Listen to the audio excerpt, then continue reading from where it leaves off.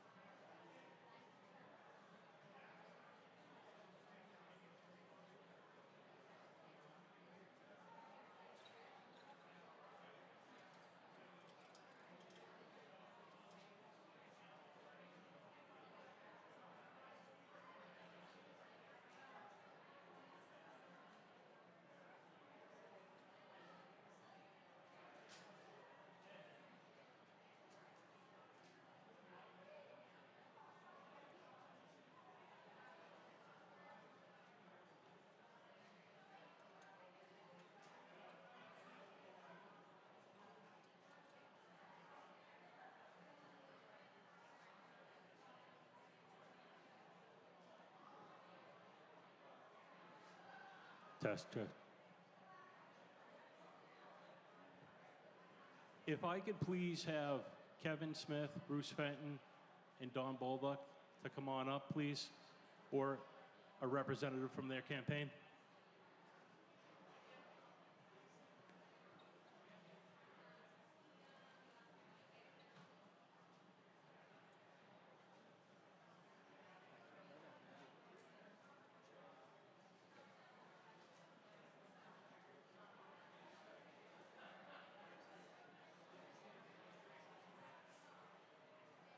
Kevin. Bruce. Is Don on his way up, Ken? Is somebody here?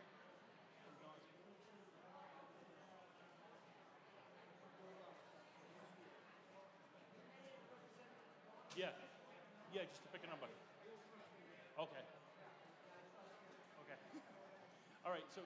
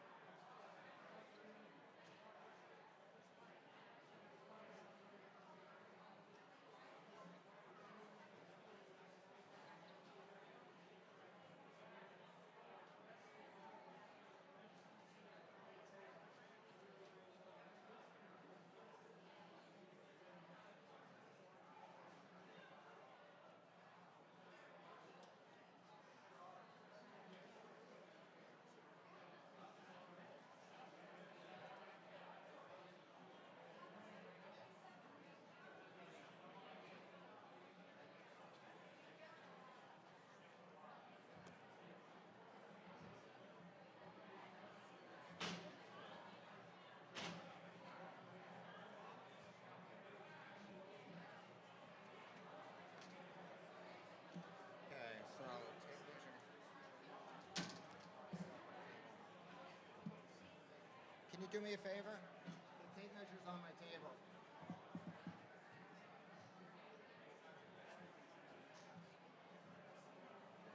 It's right there. It's to the left of the...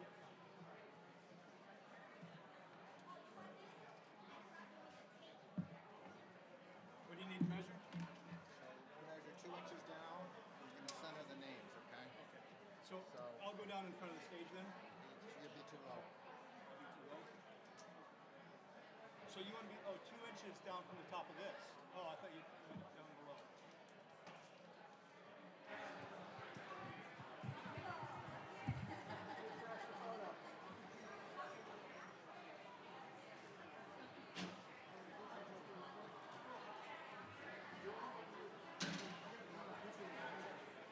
Hey, Dan.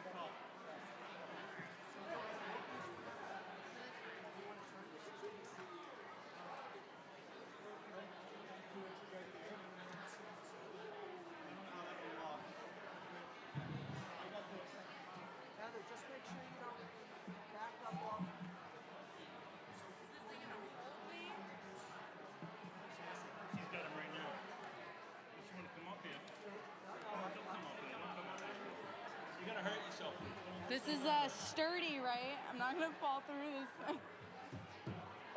All right. Now, were you coaches just I guess. We'll make it work. So, I turned on my Rumble this morning and you were on it. Really? What was it? Scott.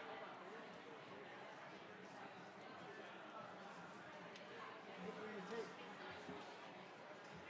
Are you doing? Are you still doing this one? Scott Coates.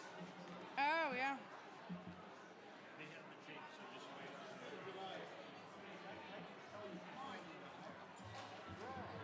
I am, I think. It's the shoes. What? I'm good. Yeah, I think I'm good. You got the tape. Is it, should I not drink a Starbucks while I'm up here? I said, should I not drink my Starbucks? Tommy!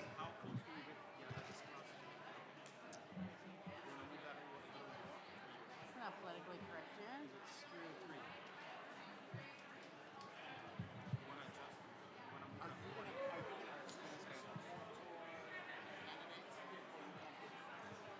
I think I'm good, right?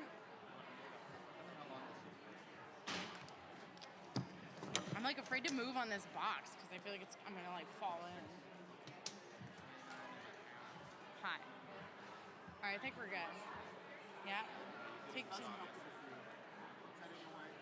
No, that's good. Is that gonna be close enough, or should we?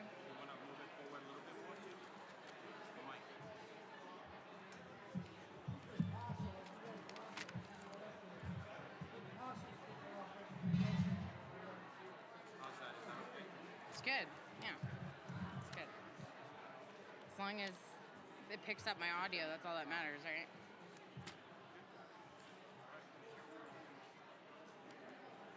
Do my best. Thank you.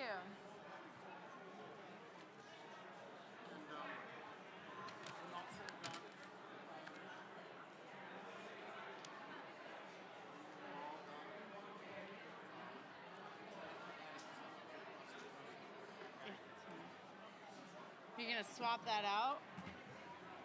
Can it hold all that weight? Oh, this thing's ridiculous. Are you sure? Big TV. This is for the TV. No? I hope not.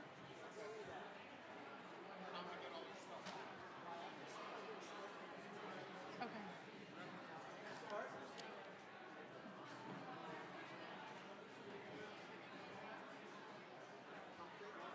I am. Any other requests? You good?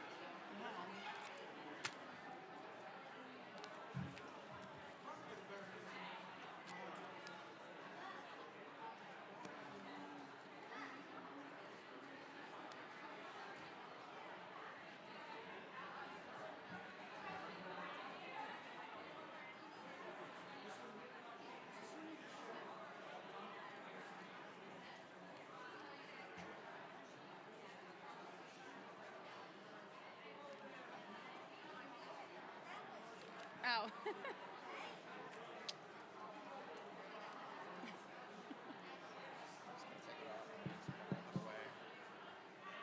Hello, folks.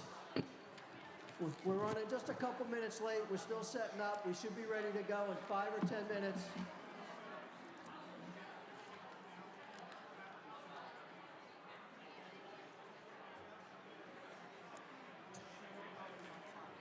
Was it two that didn't show, right? For this one? No, I mean like as far as candidates that didn't show for this debate. Two, right? Okay. I'll let you name them. Thanks, sir. You know what I mean? Like, are you gonna mention them like you did yesterday? Yeah.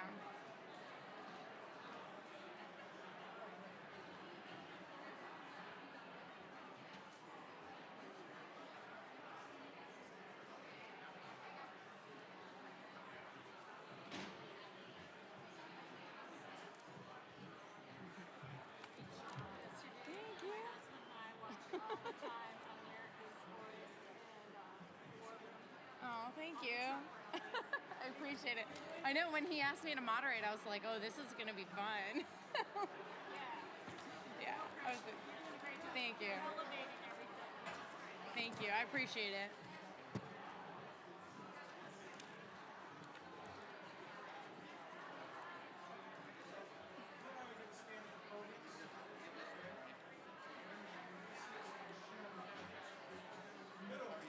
I'm good. Can I also get a water up here as well? I'm gonna go to that one. Well, I don't know if I ask you or if I Tom's ask gonna someone come out else. front. You good? see how much Okay. is leaning in I'm the like, middle. sorry if that's not your job.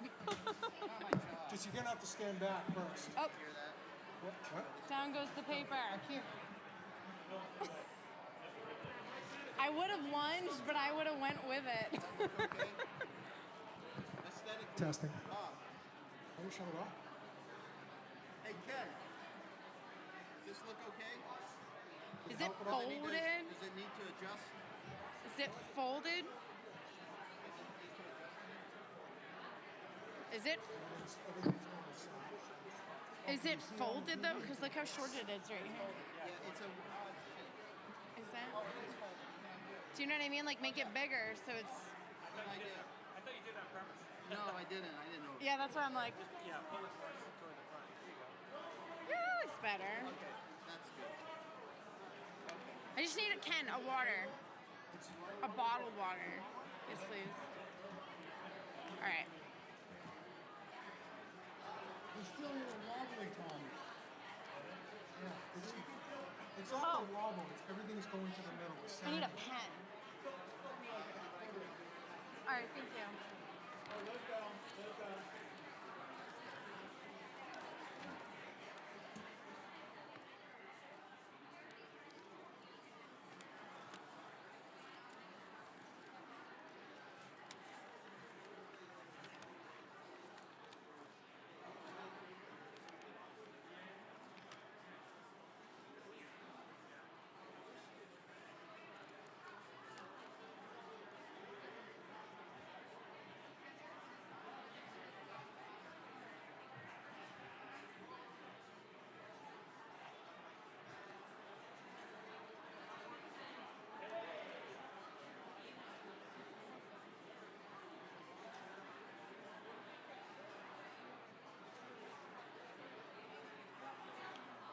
I know, right?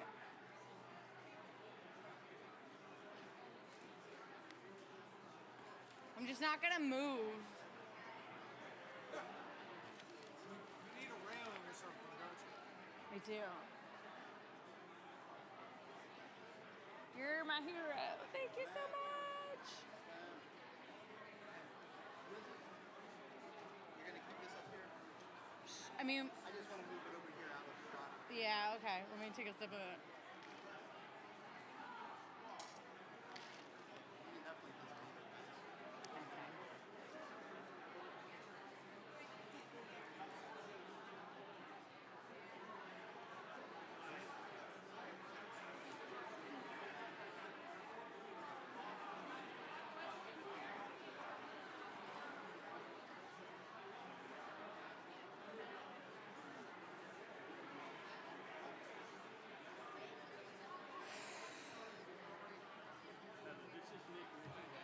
Nice to meet you.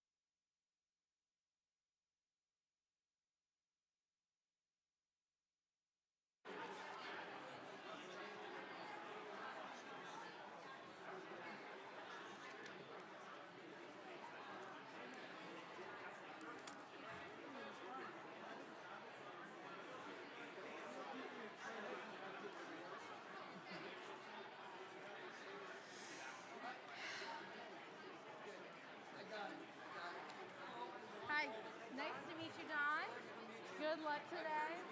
Great job. Oh, thank you. Who's out? You don't let anyone get away with it. Yeah, no softballs tonight. Nice to meet you. Yes, good luck.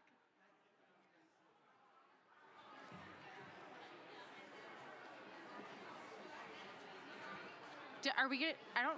Is my mic on? Yeah, I don't think so yet.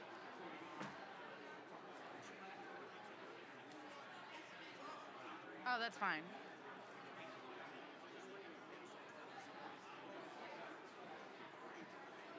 Oh, what, Bruce Fenton? Okay.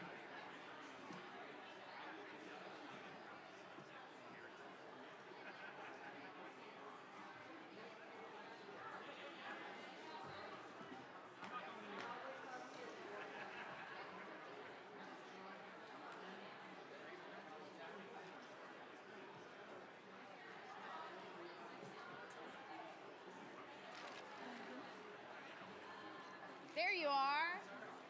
Sorry. Hey, Bruce, how are you? Good to see you, brother. You doing well? It's been a while. Good to see you. I guess you're You ready? Yeah, let's go.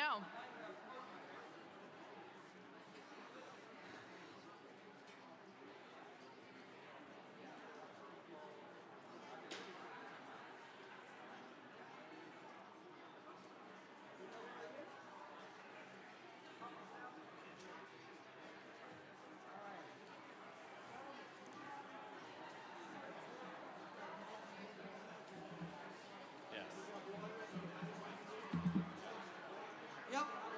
Do it. You got it.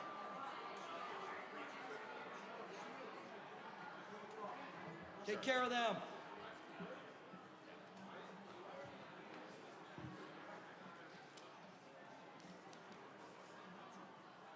Yes, sir. Huh? Is it a video? Oh, wait. Hey, I have audio. 87K. Test 1, 2. Thank you very much. I want to welcome everybody today. My name's Elvis Presley. Thank you. Can everybody hear me okay? Thank you. Love me tender, love me true. Yes.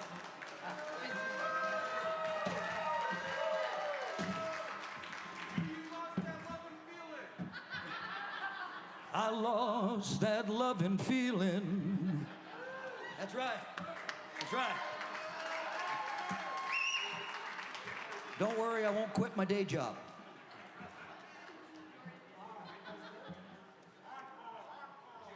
Okay. Hello, everybody. Welcome to the Crossing Life Church and Community Center. We are blessed to be here today. And I'm very, very, very grateful to Pastor Sean Foster, who has opened up his church for us to be here and to have this very special event with three very special candidates. I haven't forgotten. Before we get started, there are some safety announcements. I'm going to bring up Bob to explain them to everybody. Thank you. Welcome. I'm going to make this very quick. If we have an emergency, we have 4 exits of the building, of the tent actually, one on the side here, one in the back, and 2 on this side. And if we were to have to evacuate, we just ask you to please take your time, exit the building. We have a large red building in the back, and we would just ask that to be the rally point. So if we do need to move, we can move to that area. We can actually go inside. It's shaded. The second important point is that we have a restroom, a trailer restroom, that is air conditioned. Probably the only air conditioned area around. You want to keep that in mind. Last thing, obviously no cigarette smoking, no open flames inside the tent. And that is it. Thank you.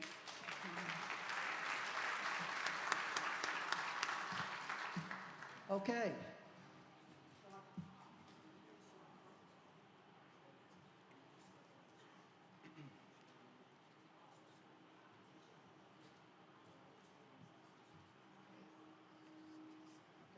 Okay, so where do I begin? I believe that it's important for candidates to take time to share with the public what their positions are. And that doesn't happen enough. And you can see the results of that by what we have in Washington, D.C. right now. We have agencies that are running amok, violating our constitutional rights. And we need people with conviction, people with character, people who are going to go there and do what's right, based upon their empowerments according to the Constitution, and stay within that lane. I believe each of these three candidates will do that. I believe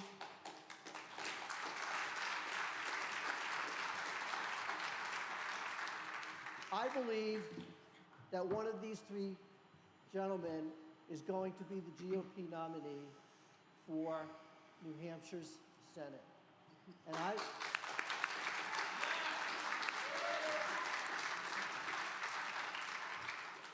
And ultimately, I believe they're going to serve in that seat. And that's what we need. We need people who are going to look out for our rights. We were founded on very special principles. We, the people, are the government. And our government has flipped that around, and that is not acceptable. We don't report to them. I have a Gadsden flag. According to the FBI's new memo, I'm a freaking terrorist. That's unacceptable. Don't tread on me, don't tread on you, and you. Our children who are in school are being taught garbage, poison. When parents go to school board meetings, they're labeled to be domestic terrorists when they are looking out for the interests of their children. We want to make sure that our elected representatives at all levels of office, local, state, and federal, make sure that we're represented properly. And I will just reiterate, I believe every one of these gentlemen is going to do that.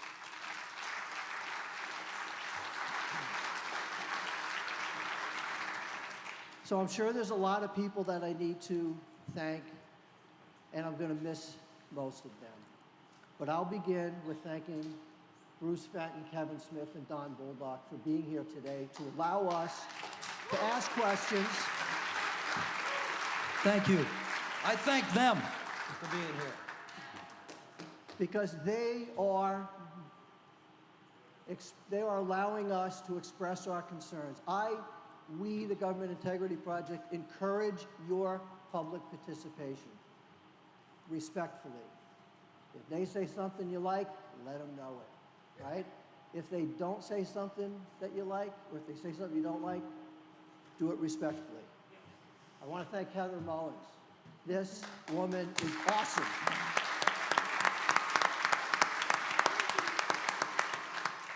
Heather Mullins is an investigative reporter for Real America's Voice. Yeah. And if you...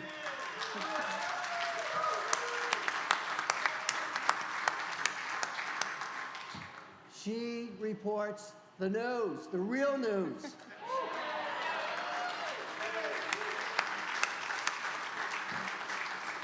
And Heather doesn't let anybody get away with half statements or misstatements. She holds people accountable. Yes.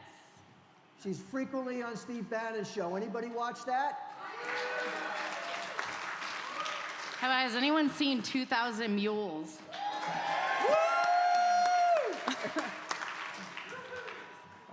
So, we're from the Government Integrity Project. I'm making a fashion statement up here wearing this beautiful MAGA red hat.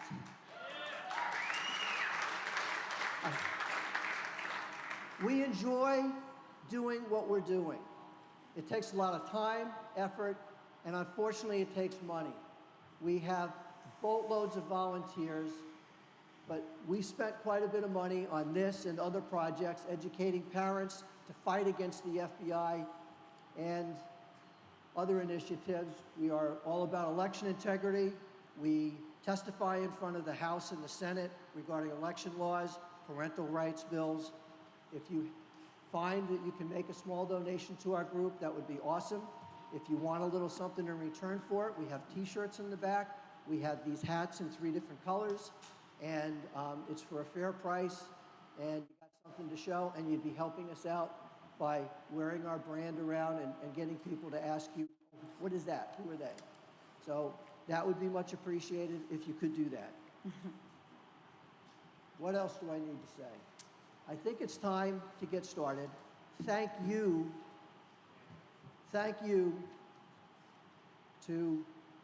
for coming. I have someone in the audience who's trying to tell me to say something. Before we get started, I am gratefully reminded that we have to do 2 things. The first is an invocation from Pastor Sean Foster, who again has opened up this wonderful facility to us.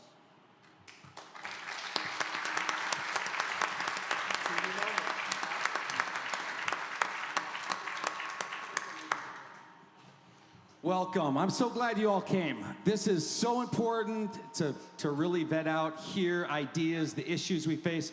I know you know as well as I know, we have a lot of challenges that we face in New Hampshire and our country. So this is a critical part of that. And an invocation is the act of invoking something or someone for assistance or as an authority. In Psalm 22, I'm not going to preach long, I promise you. But it says, the kingdom is the Lord's and he rules over the nations. I would say that makes God an authority. So the good news is that God also has interest in our great nation, this republic, this one nation under God. God rules over and has his own purposes for this country, even though many are not seeking him. God's interested in our state. God is interested in its citizens. Whether you have an interest in God or not, he has an interest in you. The Bible says God so loved the world that he gave his one and only Son, Jesus, and whoever believes in him shall have everlasting life and not perish. If you haven't already, I hope that you will receive that gift from God, right? So that's my job. I'm a pastor, so I get to give you the truth, right? So let's take a moment to pray, because not only are we asking God to come into this place and we're opening our hearts, but we desperately need God to intervene and assist us in our country. So, amen. Clap. So if you would, let's just offer a prayer and invite God to come in and invite God to move in our midst and through this whole process. Father, we come to you in the name of Jesus, and we thank you that you sent your Son and that you care for us and you care for our state and you care for our country. And we're officially invoking you and asking for your assistance. Pray that you'd be with us today as we hear the ideas and people share and discuss the issues that we face. Father, we pray that you come and rescue our country and our nation and intervene. We pray that through all these election processes and these primaries and the elections, that you would have your purposes prevail. We pray for goodness and truth and liberty and freedom to rise up in our land. We pray for righteousness that would exalt our nation. And I thank you for your plans and your purposes that you have over this country. They are not forgotten, and even if we have forgotten, you have not. You've raised this light up as a great nation, as a light to the nations. And I pray, Lord, you come and you preserve that and release greater measure of that. Be with us today, in Jesus' name, for liberty and freedom and justice for all. In Jesus' name, amen. Thank you, sir. I'd like to invite my good friend Rick Peralta up here to lead us in the Pledge of Allegiance. You know, what we do is all of us are going to pledge individually, and this is how we do it. I pledge allegiance To the flag of the United States of America and to the republic for which it stands, one nation, under God, indivisible, with liberty and justice for all. Thank you, Rick. Thank you, sir. Okay, so gentlemen, we're running a little late. Would you mind staying a little longer just so we can get all of our questions in? Yes. Will that be okay? All right, terrific. So with that, I would just want to mention that we did a debate yesterday for Congressional District 1 in Brentwood. It's on our website, gipamerica.org. It's in the blog section, so you can see it there. I encourage you, if you live in CD1, I encourage you to go there and look at that, learn a little bit more about the candidates that were part of the debate. And with that, I'm going to turn it over to Heather. Thank you very much again, Heather. Thank you, Good luck, Ken. gentlemen. So thank you so much, Ken, and thank these three for actually showing out to face you, the voter, who they're asking for your vote, right? Because there's a couple people, right, Ken, that didn't show up to this debate, and we all know what happens when someone stays in their basement, right? Like, we want accountability, so thank the three of you for actually coming here. Yeah. That's a good point. Can you hear me? That's a good point, and I should not have failed to mention that. Chuck Morse and Vikram Manshramani were both invited multiple times over a long distance of time. They had opportunities to come. They chose not to. So yes, again, Yes. let's thank these That people for speaks coming. volumes that they decided to come out.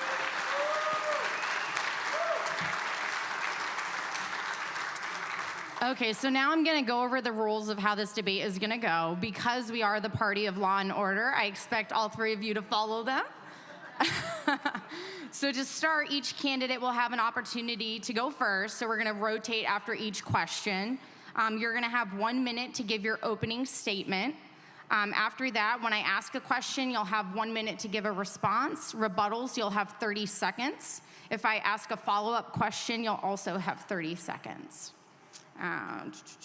If a candidate identifies or calls out another candidate, the candidate called out will have 30 seconds for the rebuttal, so you can call each other out. Let's see. Oh, and then when we get to around 5:05, we're going to have a rapid fire round where it's just going to be short answers, yes or no. You can add a few words, but try not to go over 10 to 15 seconds. Sounds pretty simple. Okay. Got it. Thanks. All right, and without further ado, let's kick off the opening statements. Bruce Benton, you're up first. Well, thank you very much. My platform is very simple. I'm a Ron Paul Republican, Liberty Republican. I'm for the Constitution and liberty, and I plan on voting no on all of this kind of tyranny and government expansion. But I wanted to take my time to just recognize somebody who couldn't be with us here tonight, who was mentioned earlier, and that's Chuck Morse. There's no shame in dropping out because you're not able to cut it. This is the big leagues. This is the United States Senate. It's not the state Senate. It's a big deal. Not everybody can do it, and there's absolutely no shame in dropping out. I think Chuck served the establishment for, 55 years or something like that. At least. And so there's no shame. Chuck, I know you're watching. There's no shame. You did the best you could, and I appreciate the three front runners being here. For the voters of New Hampshire to decide which of the three of us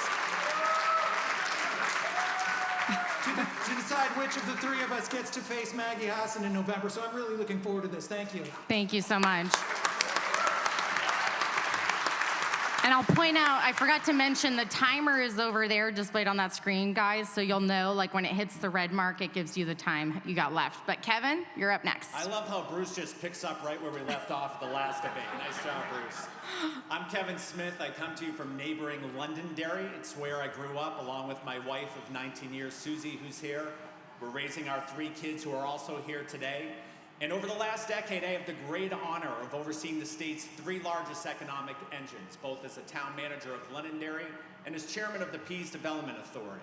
But over the last 25 years, I believe I have built the strongest conservative record of any of the candidates running. Beginning when I was a state rep at 19, I was named the Pro-Life House Member of the Year in 1997, and I ran the state's premier conservative grassroots organization, Cornerstone. So not only am I a conservative fixer, but I'm a conservative fighter as well. And that's what we need more than ever in Washington, is people to go down there, a new generation of conservative fighters who are going to stop the socialist agenda of Joe Biden and Maggie Hassan and fix the problems we have in Washington. And I look forward to discussing my ideas on those issues today. Thank you very much.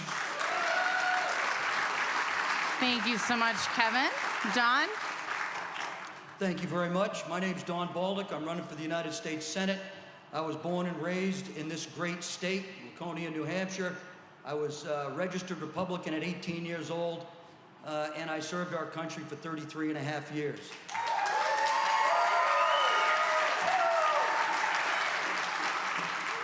When I do something, I do it, and I'm dedicated to it.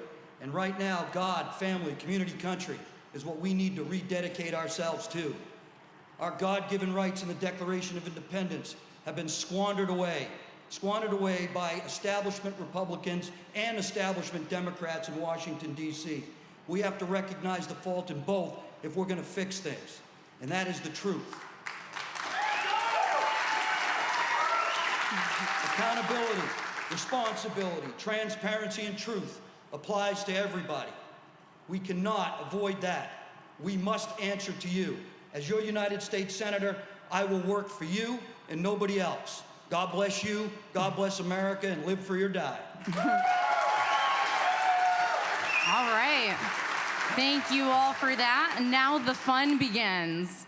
I've had some help. Some of these questions came from people, good friends of mine in different industries. Some came from the audience, and some came from people right here in New Hampshire. These aren't going to be softball questions. They're going to be the real questions that, people like you should be asked these days. So appreciate you guys coming out. First question, what are your preferred pronouns? I'm just kidding. No, first question, it's a good one. It's Constitution, right? What is the source of your authority, and what are the limits of the power for the office that you guys seek?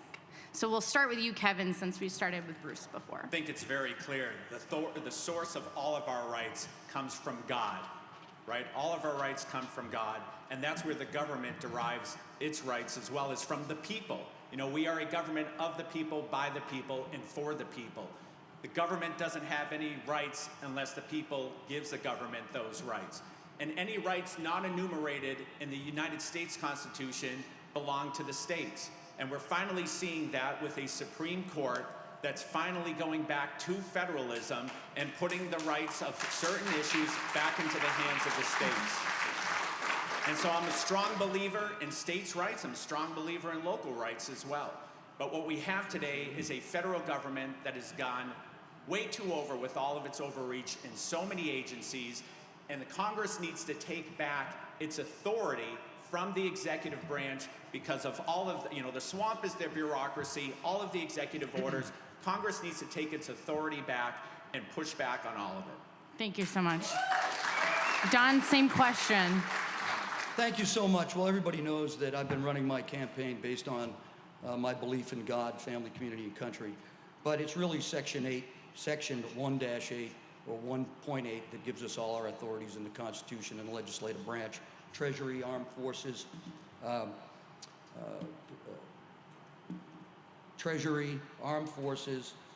and Commerce. Those are enumerated responsibilities given to us. And we have to get back to those principles in our Declaration of Independence, our purpose document. Life, liberty, the pursuit of happiness, the don't tread on me attitude. Our Constitution is where we get our authority. It's where you get your rights. It's what we need to enforce, the constitutional republic. And if we don't do that, then we are going to be a nation that continues to go in the wrong direction. It is imperative for the future of our children and grandchildren. I see them out there, and I'm going to fight for them. God bless America. And Bruce? Yeah, these rights are natural human rights that if you believe in God, they're given by God, or by nature if you don't believe in God. And what our founding fathers recognized in the Bill of Rights is a limitation on what government can do. The Bill of Rights doesn't give us powers, or it doesn't give us rights. It limits what government can do. It says what government cannot do. And that's what they learned, and that's what they did after a lot of thinking and a lot of bloodshed. They have a very, very good system, and it's not being followed right now. Our Constitution is being abused. We have a natural human right to breathe the air, to not wear a political signal, to refuse an injection, or to put an injection in our body if we wanted to. Those are human rights and human choices. And this document was designed to protect those, and it absolutely must be fought with to the death. Thank you guys so much. The next question comes from Jane Cormier. She's former New Hampshire State Rep and former president of New Hampshire Right to Life. She would like to know, do you believe human life begins at conception? If not, when do you believe it begins? And at what stage of development should an unborn child have the right to life? And we'll start with Don. Don? Well, I believe that human life starts at the very beginning, conception. And I believe that's irrefutable, and it is something that I will always believe in and I will always fight for. I also believe that life goes from the beginning, very beginning, to the very end, and that healthcare is designed to save lives, and that healthcare is designed to improve lives. It's not designed to take lives. And we can't do that anymore in this country. Nobody gave this government in any document the right to take somebody's life, unless it's a law for crime and punishment. But other than that, there is no other way. So killing babies is unbelievably irresponsible, and we have to protect them because they cannot protect themselves. Lastly, there's no safer place than the womb of a mother. God bless America. Thank you. Bruce Fenton. You asked the question in a much better way than it's usually asked, and I appreciate that thought. I believe that life begins at conception. And the reason that the way you asked it is correct is because we should be asking exactly when is it okay to use state force to protect an unborn baby. And that is a very, very good question. And I think it should be less than the state of New Hampshire has now, which is 25 weeks. I wouldn't support anything at the federal level. And I think that we should have nuance that's left to the states as far as when exactly that is decided. But I believe that life begins at conception, and I think that it is a legitimate use of the state to protect life, liberty, and property, and that includes the lives of unborn. Thank you so much. And Kevin? Thank you. So yes, my faith does inform me that life does begin at conception. And as I mentioned at the beginning, I'm the only one up here that actually has a record of being pro-life. I was again named the Pro-Life House Member of the Year in 1997 for sponsoring the state's first ban on partial birth abortion. And as the head of Cornerstone, I advocated for pro-life policy. But I will tell you what is unconscionable to me, and that is Maggie Hassan's position on this issue. She believes in abortion with no restrictions or limitations through 9 months. She also believes in taxpayer funding of abortions as well.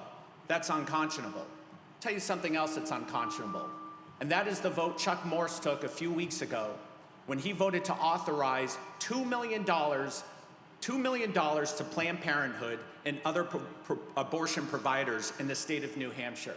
In my opinion, you cannot be both conservative and giving money to Planned Parenthood at the same time, and I will never, ever vote to give taxpayer funds to Planned Parenthood.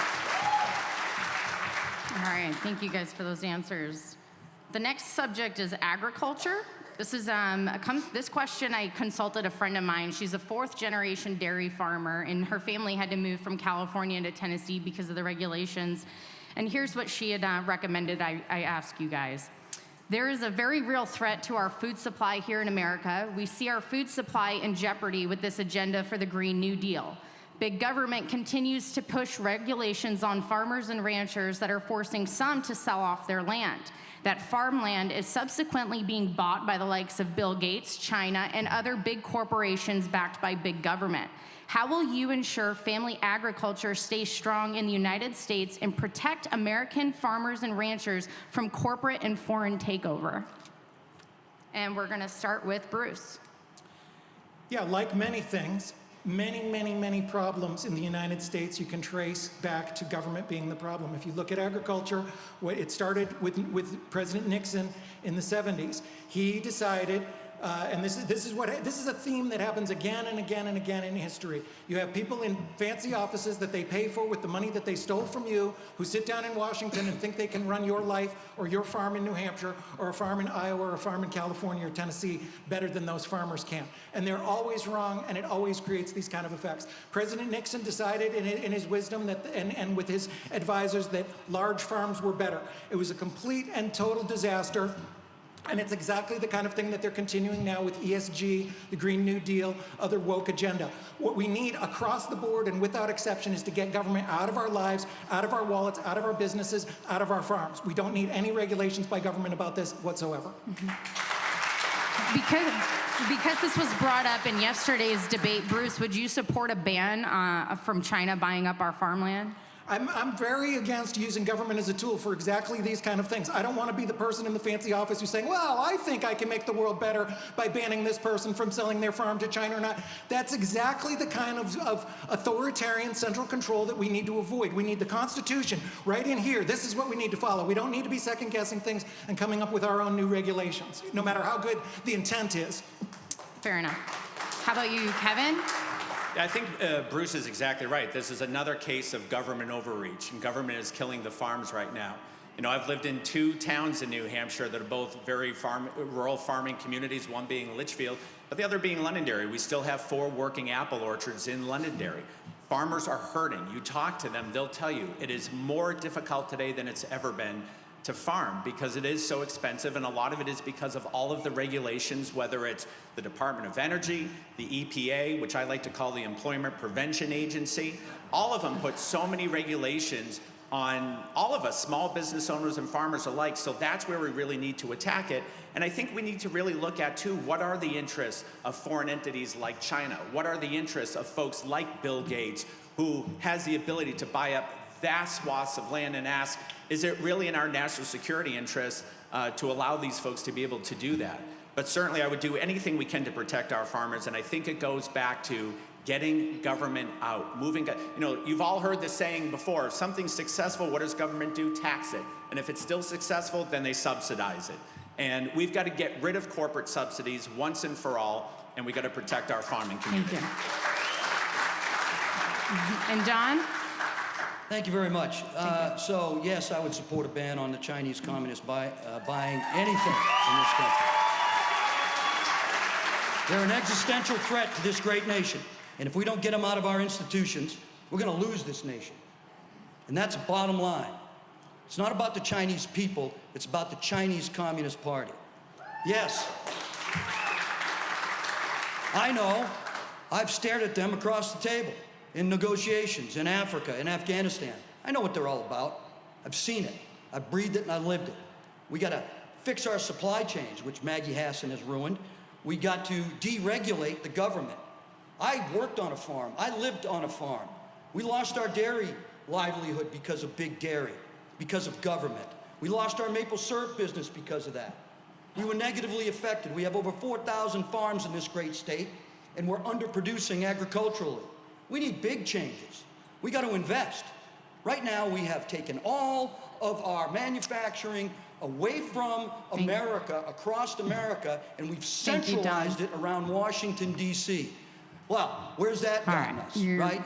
Gonna have to pull the... Oh, I'm sorry. Yep, it's okay. I forgot. It's kind of off in the corner there. Anyways, it's okay. get the government out of our damn business. Thank you, guys. Sorry about that. I apologize. No, you're good. You're good. And again, there's no right or wrong answers, right? I appreciate all you being honest about where you stand on these issues, because that's what it's all about. It's about being honest and having integrity. So appreciate all of you. Next question on the border.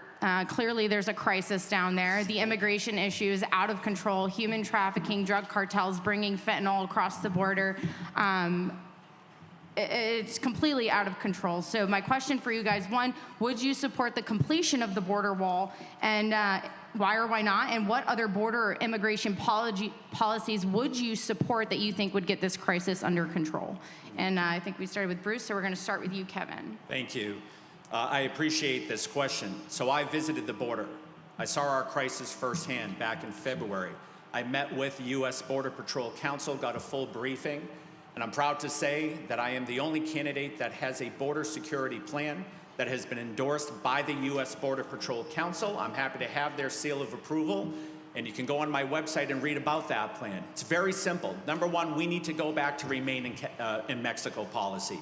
Catch and release is not working. It's what's flooding our southern borders right now, because we used to say, if you're caught and apprehended, you get sent back to Mexico to await your hearing. Now we catch them, and then we release them into the United States, right? We fly them all over the country. They seem to be the only people right now, by the way, that can find a direct flight to anywhere. You all can, but they can, right? They've got baby formula down there. You can't find that on our store shelves, so we need remain in Mexico. We need to finish the border wall. Absolutely, we need to do that. We need E-Verify, and we need to label the Mexican cartels a foreign terrorist organization so we can go after them, because they're a big part of this problem. Don, your take. All right, well, thank you. So I believe your first question gets a yes. Would I finish the border wall? Okay. You're damn right I would. And it would be a border wall system, which is hugely important, because an obstacle without observation doesn't work. We need to resource the CBP. They are under-resourced air, land, and sea. I've met with the chief of the border police. I know what he needs. I've worked on the border. I know what the border looks like from a completely different angle than a visit. I worked there. I trained CBP. I have written border policy for our national government. So what do we need to do? We need to reverse everything the Biden administration is doing. Pretty simple. Doesn't take a brain surgeon to figure that one out. And we need to do it now, and we need to do it hard, and it's the only way you're going to do that is by replacing Maggie Hassan. Thank you. Thank you so much, Sean. Bruce Fenton, how about you? Yes, I believe that in finishing the wall. I support completing the wall. Borders are an important part of any country, and I think that we should absolutely crack down on illegal immigration. I'm also in favor of making legal immigration much easier. We now have a situation where people who are trying to follow the rules, like my ancestors did and many of your ancestors did, they're having to wait 7 years to come here legally, while millions and millions of people a year come across illegally. That's wrong. I would like to have a path for the people who are following the rules, who are complying with the law, to be able to come in here just like many of our ancestors did with the Statue of Liberty and other places. You know, give us your poor, you're sick, you're tired, you're hungry. Immigrants serve a great function in America. They are the backbone of America. Many of us are descendants of immigrants, and they could help serving a lot of the job needs and other things. So I think we need to make it easier for them to come in. The only way that's going to happen is if we eliminate entitlements. They have to come here and work for themselves. They can't come here and get handouts. So that's what I'm in favor of. Thank you. All right, so the next question is regarding January 6, 2021. As reported and documented by Just the News, Trump's Pentagon first raised the possibility of sending National Guard troops to the U.S. Capitol 4 days before the January 6 riots, setting in motion a series of rejections by Capitol Police and Democrats that left Congress vulnerable as threats of violence were rising. Would you support an investigation into Nancy Pelosi, Chuck Schumer, and other Democratic leadership that turned down President Trump's request for National Guard troops days before the breaching of the Capitol, only to turn around and accuse him of inciting the violence he sought to prevent? Starting with you, Don. Oh, I get that one. Yes. Oh, awesome. So, yes to your first question, right? Yes. Absolutely, right? That's what we need to do. Investigate Nancy Pelosi and Chuck Schumer. Investigate them all, I say. Clarify. Right? Okay, yep. The biggest problem with January 6th is failure of congressional leadership. They failed America. They failed you. They allowed this to happen. And they did it because they're politically motivated. They have absolutely no concern for you. They don't care. The more divisive our communities are, the more problems we have, they can capitalize on it by sneaking through legislation that hurts us economically, spending out of control, and hurting the security of America. That's what it's all about. It's all about how can we distract good Americans so that we can push across bad policy that hurts them. It's time for them to go. All right. Bruce Fenton? Yes, I absolutely would support an investigation of Schumer and Pelosi and anyone else. And I'd also support an investigation of how they turned this nothing burger into brainwashing our entire society as if this is a thing. There was hundreds and hundreds of people break into the Capitol every year. There was a huge riot during the Kavanaugh hearings who crossed those hallowed halls of Congress to interrupt the democratic process. And there was these words like insurrection and a coup. It is an insult to all of us. It's an insult for us to even be talking about it because we're playing into their ridiculous line of thinking that zip tie man and horned hat man were going to take over the whole government if only they had brought a 38 special. It's absurd. It's ridiculous. It's absolutely crazy to be talking about this at all. We should completely reject this narrative entirely, and we should investigate those who have destroyed our country trying to push it. Absolutely. Thank you so much. Kevin? Sure. Heather, anyone who's being intellectually honest knows that the quote-unquote investigation that's taking place right now is not a fair and honest investigation. And the only way we're going to get one is by securing a majority back in the United States Senate. And yes, I would support having an investigation as to why they didn't do anything about calling up the National Guard if they knew that there might be things that could happen. Absolutely. But you know what else we really need investigations into? Right. How about investigating Tony Fauci and the origins of the coronavirus? Something we haven't gotten any answers on right now. We've had more investigations in Congress on UFOs and does alien life exist than we have literally on the coronavirus. How about investigating Hunter Biden and his laptop and what Joe Biden was doing with it? How about investigating what happened in Afghanistan? How about investigating the FBI and them using themselves as a political weapon? But the only way we're actually going to get to any of these investigations is to get that majority in the Senate. Thank you so much, Kevin. One way we get that majority is by having elections. This next subject is I'm very fond of. It's election integrity.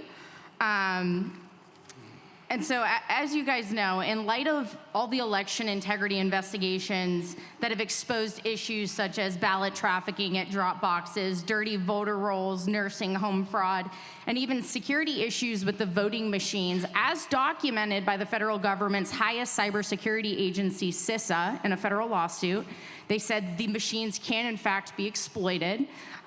So do you believe, first question, do you believe that we can conclusively determine who won the 2020 presidential election, and what role should the federal government play in getting to the bottom of it or handling our elections, if any? So two-part questions. And I think this one we start with Bruce again. Certainly, what we do have conclusive evidence is that there was massive, massive issues with this. We can't tell what's true because they're not letting us discuss what's true. And they've censored it just like a third world dictatorship. And the idea that the government interacts with social media and regular media to tell them what is true and forbids certain subjects from being talked about is something that every American, this is one of the most partisan issues there is, but this is something that every American should support. I talk to people on the left, and this is probably the most divisive issue with them. They get outright angry. Somebody came up to me, they were shaking their fists like they wanted to hit me. They were so angry about this issue about elections.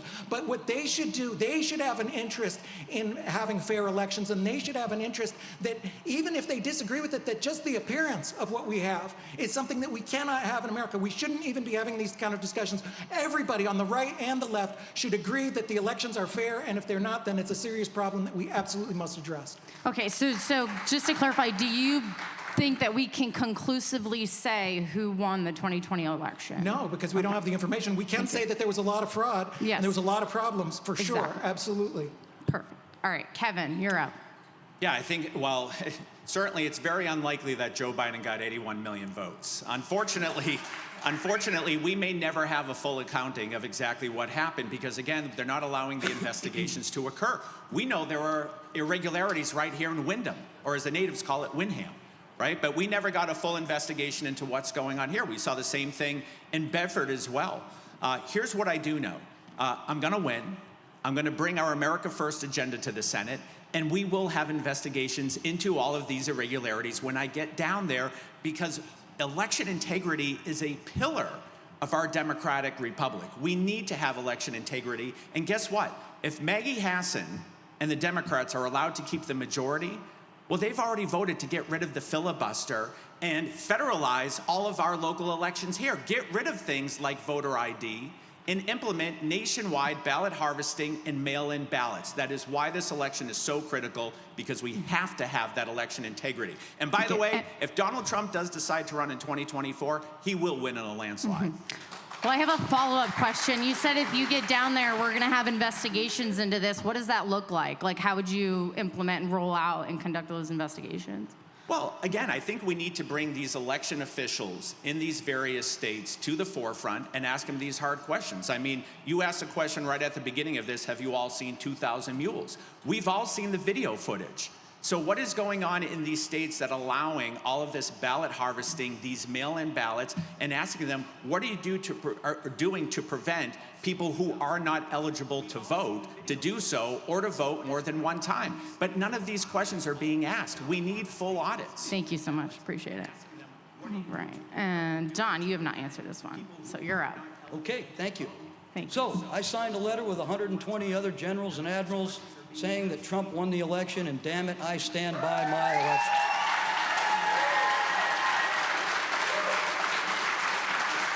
I'm not switching horses, baby. This is it.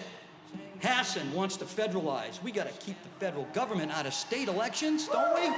Yes, we do. State of New Hampshire has some work to do. So if you're a representative running for election, a senator running for election, please do us all a favor. Fix the unconstitutionality of voting machines. Fix IDs. Fix college students who don't live here from voting. Fix balloting. It's out of control. The expansion through COVID is unconstitutional and needs to be rolled back. Help us, please. Thank you, Don. You're welcome. All right, next question. A big one here for New Hampshire, the Second Amendment. This one we asked yesterday as well, but it's so good I want to reuse it. Rick Olson, who's president of the Londonderry Fish and Game Club, said, we hear politicians tell us that universal background checks are needed and that people support them. Do you think we need universal background checks, and define what a universal background check is? And I think for this one, we start with Kevin. Thank you. Look, again, this is another issue where I have a record. I have a voting record. I've always been a strong supporter of the Second Amendment. I do not believe we need any new background checks other than what we currently have in place. So I don't even know what is meant by the universal, well, I do know, but it sounds like it's another bureaucratic policy on top of what we already do have, and I believe it would probably be unconstitutional to do it, so I would not support that. Just like I would not support the legislation that was passed about a month ago that had the red flag laws in it. I do not believe New Hampshire needs red flag laws. Here's what I would support. Because people say, what would you do? Number one, increase funding for mental health. I do believe we need that. If you look at the profile of the young men that are committing these atrocities, they're falling through the cracks. The other thing we need is funding for local school districts who can't support it, to have school resource officers, well-trained, well-equipped school resource officers. Thank you so much. And also fortifying the schools as well.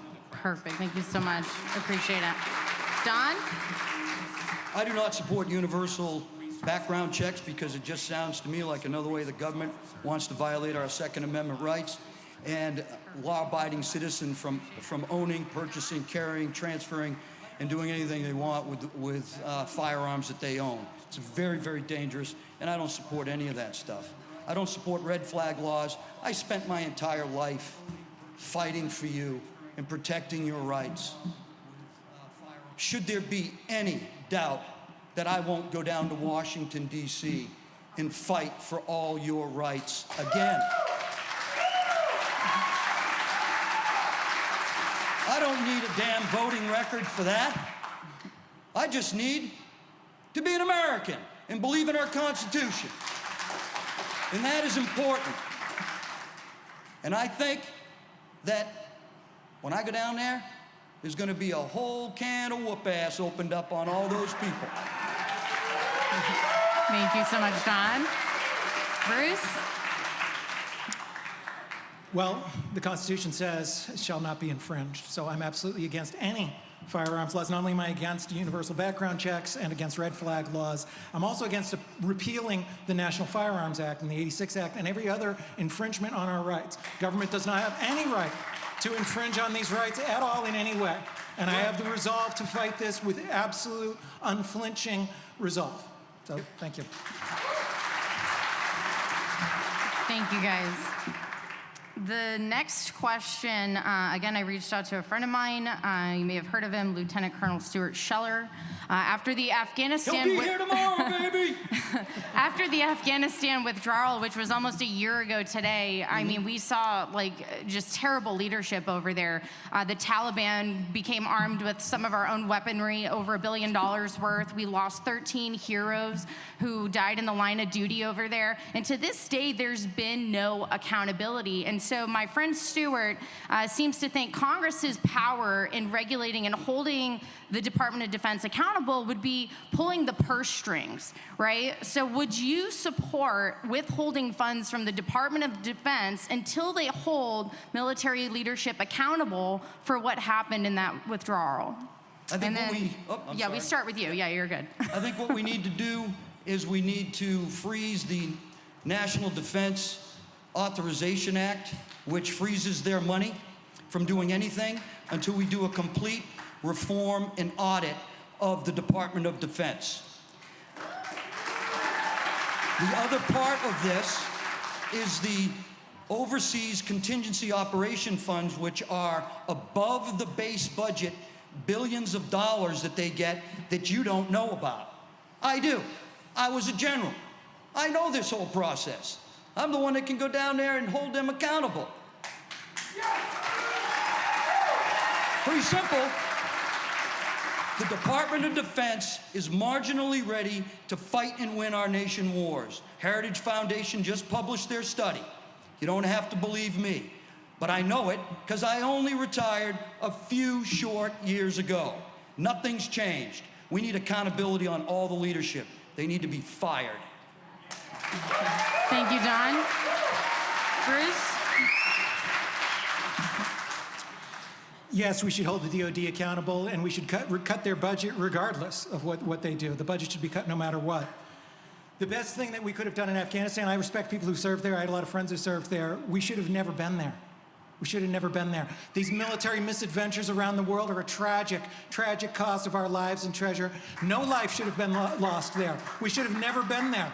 We should have never been there. It was a mistake, and what we need to do, everybody can go now and say that it was a mistake. What did they say 20 years ago? How would they have voted 20 years ago? I've got the receipts. I was there with my megaphone on the streets fighting for the soldiers, saying that it is not patriotic to send them over there to die and get their legs blown off and have them lose their lives over a military misadventure for Dick Cheney. Absolutely not. I was there. I was fighting against that ridiculous war. We should have never gone there in the first place. And until we elect people who have the receipts, who are against this kind of thing, we're going to keep making the same mistakes, just like we're making in Ukraine, just like we're making in Ukraine right now.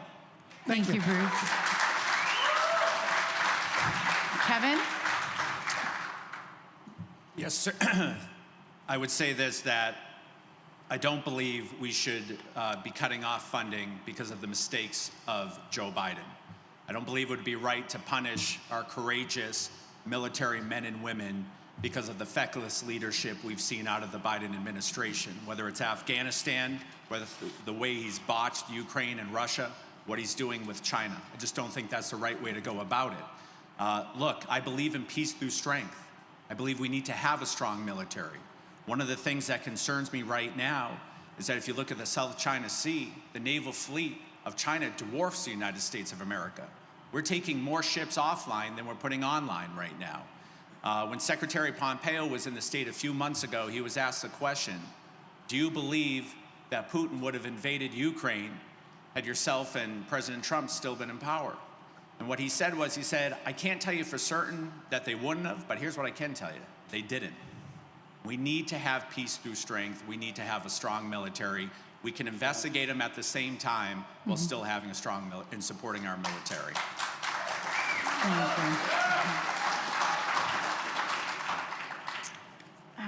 This was another good one that came in from Dan Richard, founder of Committee of Safety.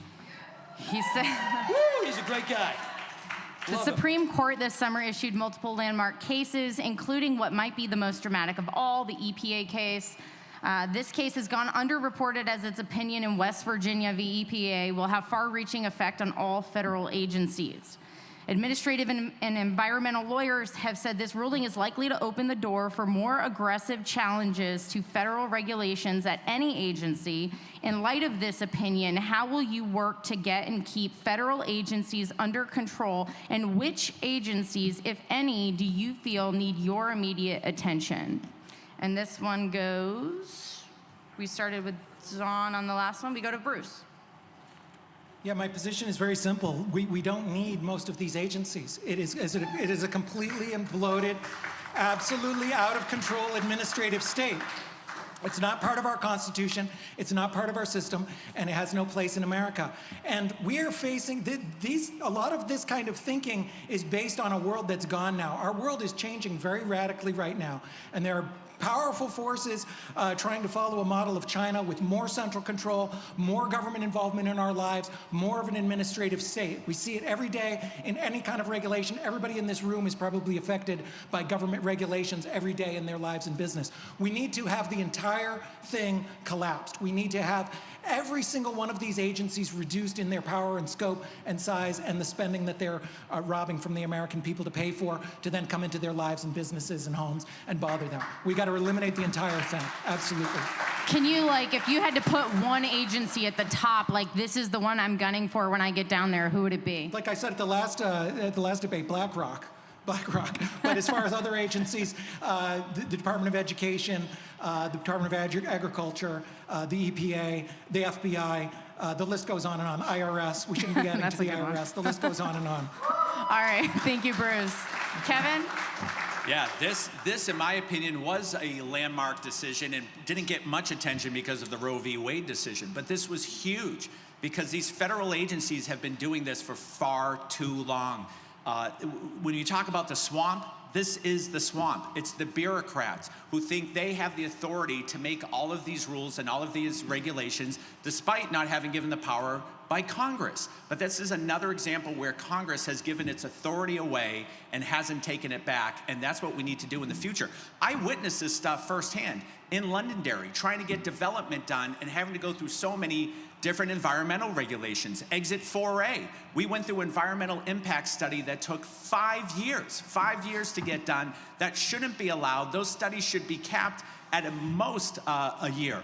Pettingill Road, the same thing. All of that huge development up by the airport, we were almost shut down because we had to save the white cottontail rabbit. If you Google Kevin Smith and cottontail rabbit, you'll find where I created a bunny habitat just so we could bring in 2 million square feet of development. And sorry if you have so many rabbits in your backyard now. They do really breed a lot. This statement is true. So you're Thank you, Kevin. Unfortunately.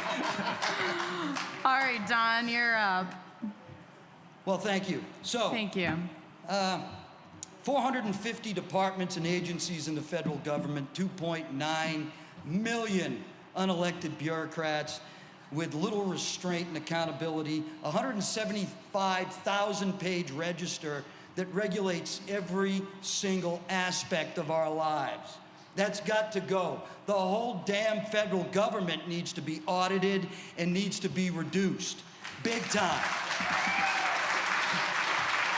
What are we talking about here? We have unlimited government. I have 6 agencies that are on my list in priority. Okay, let's hear them. Energy, the EPA, Homeland Security, the IRS, the Federal Reserve, and the Department of Education.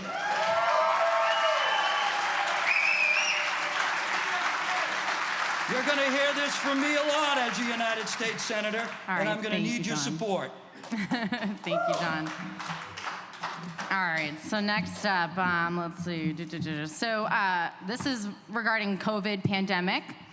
Big Pharma, Big Tech, and Big Media jointly censored doctors that tried to speak up about effective COVID treatments and vaccine adverse reactions, putting profits over people and depriving many Americans of informed consent. How will you fight the what I dub censorship-induced genocide in Washington on behalf of the American people? And this one we start with Kevin.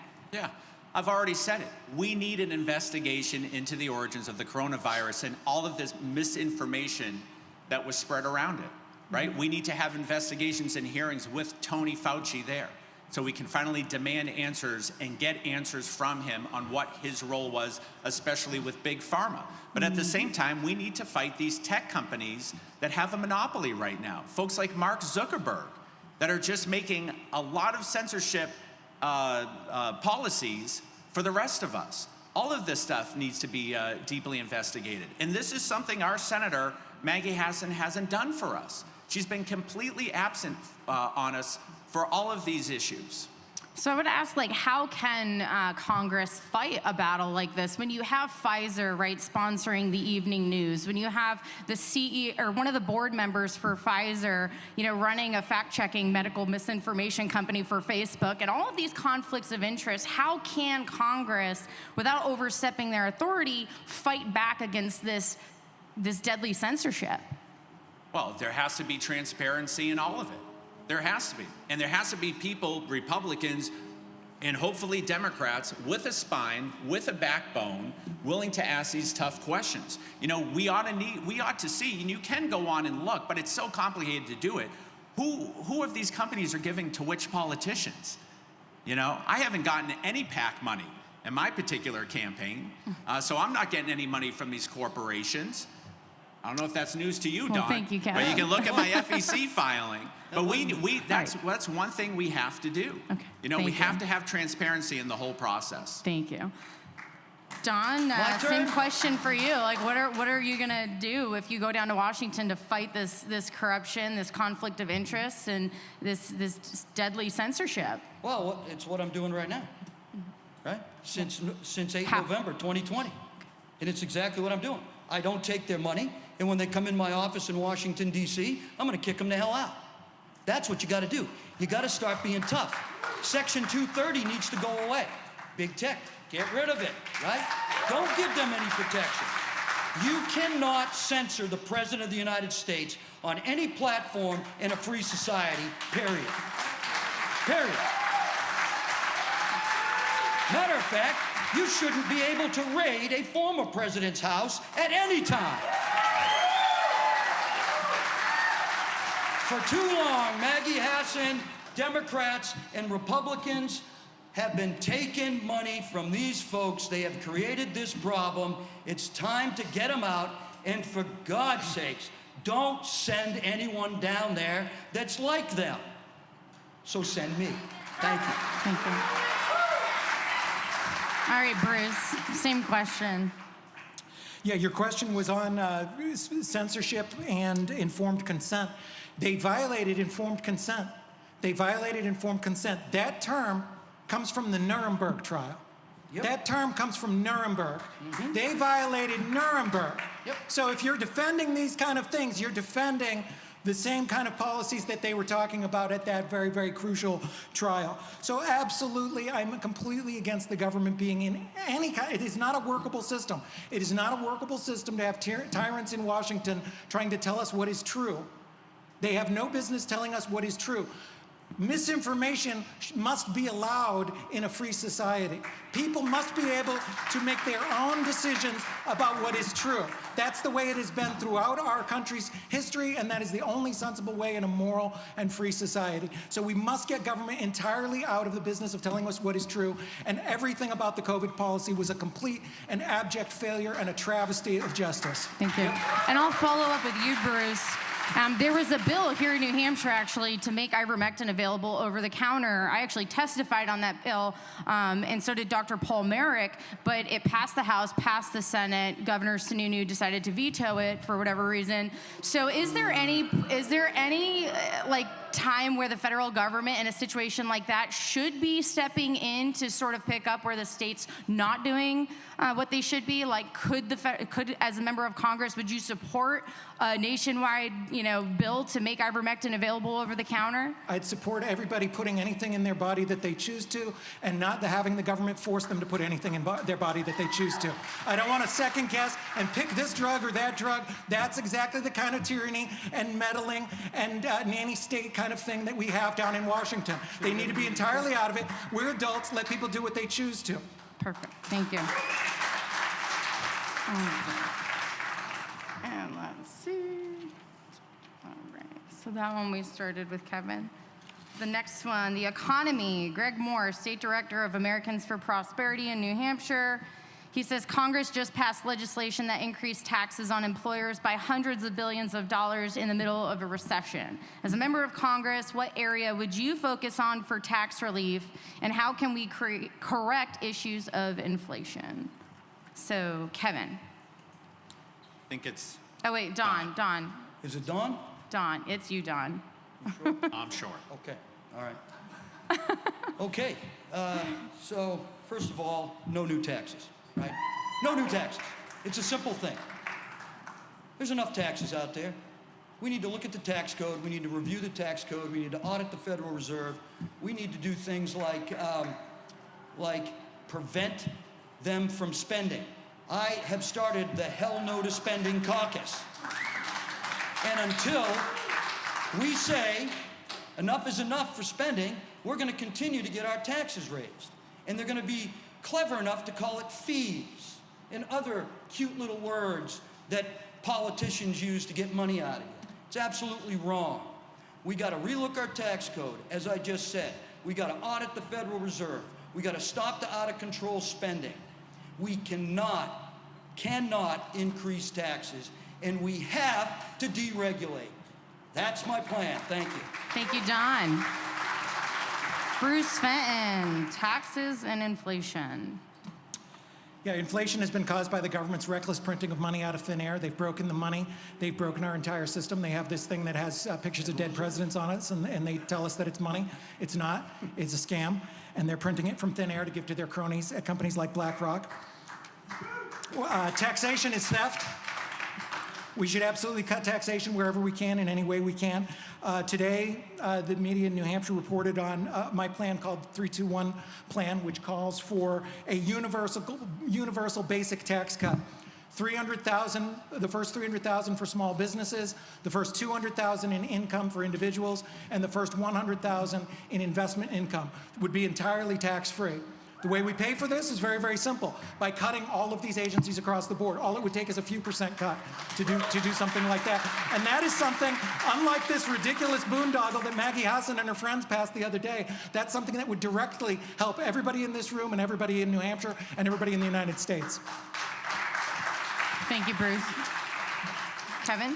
Thank you. So if you go to my website, kevinsmithforsenate.com, you'll see I have an actual plan on how to reduce inflation. But let me give you some of the highlights.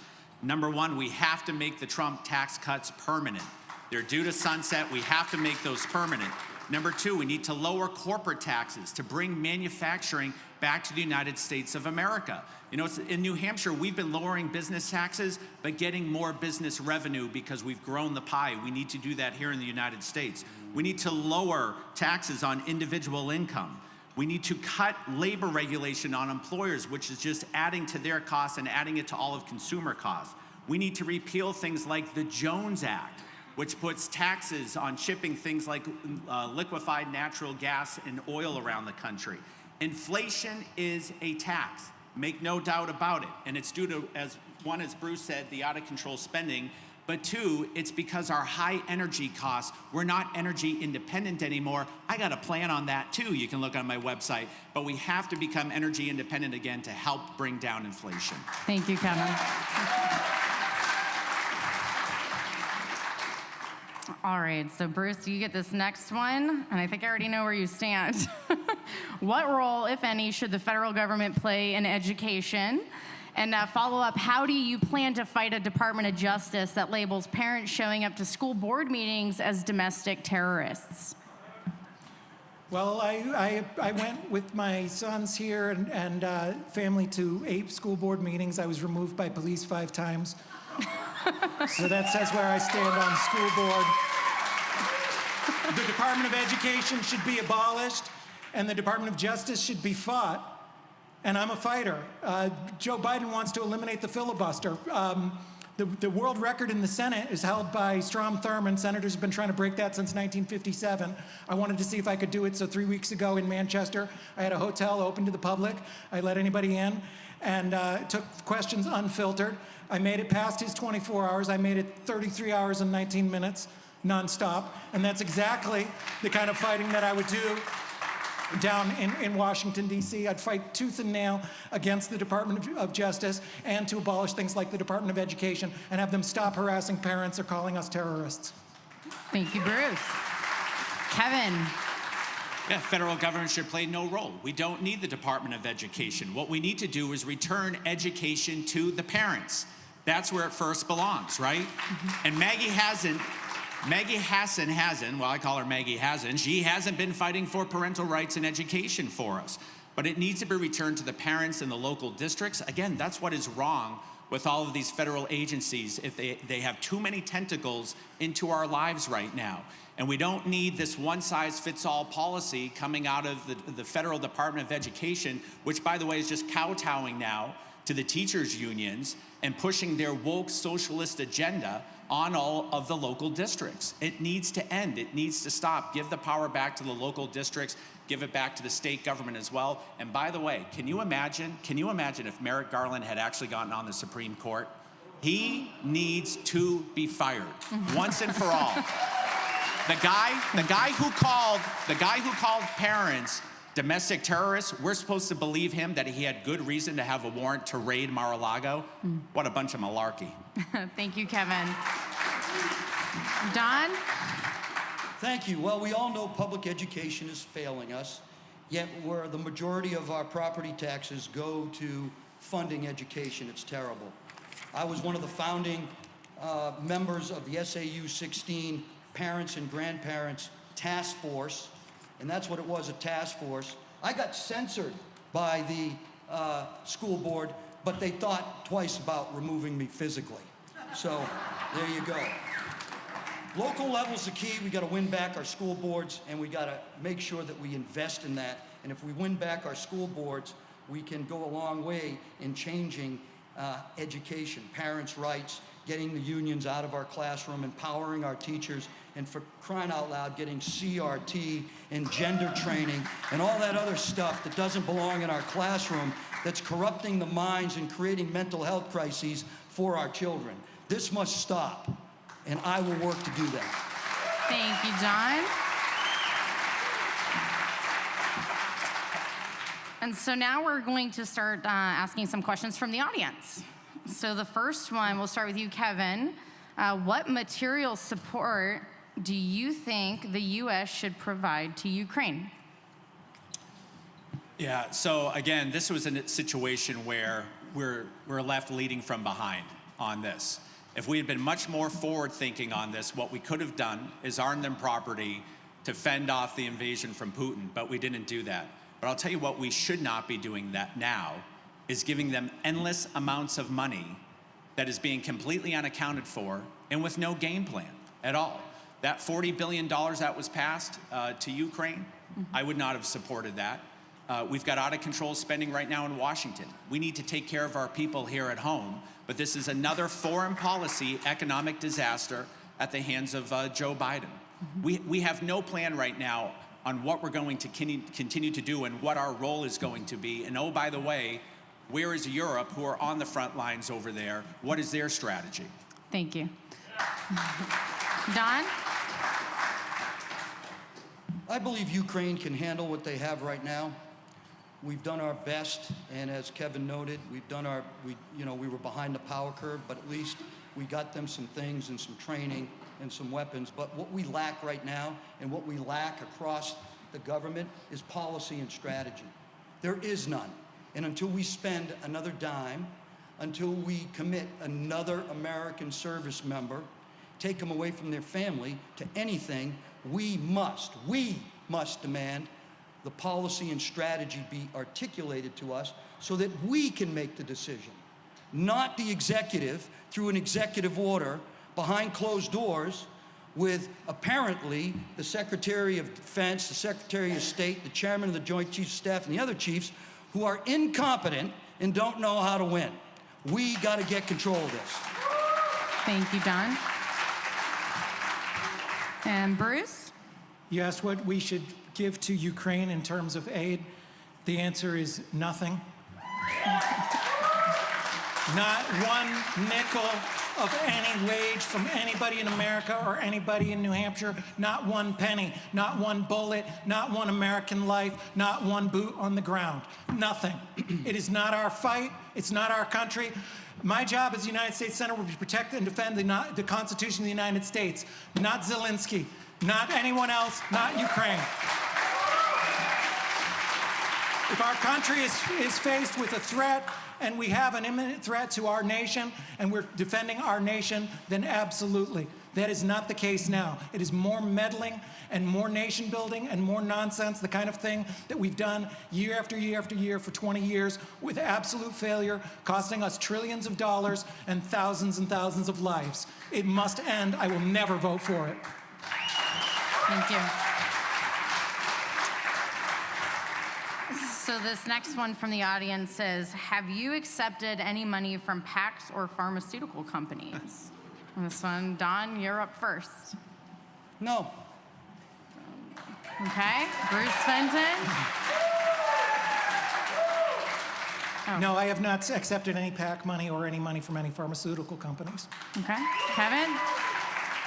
I have not accepted any PAC money. I have not accepted any money from pharmaceuticals. I have over 3,500 donors to my campaign. Those are all individual donors. You can go on my FEC report, look it up. It's all transparent. And I'm proud to say that's more donors than all of the campaigns combined. I'm very happy about that. Thank you, guys. All right. The next one, we start with Bruce. How much do you fear 87,000 new IRS agents? Can we stop it?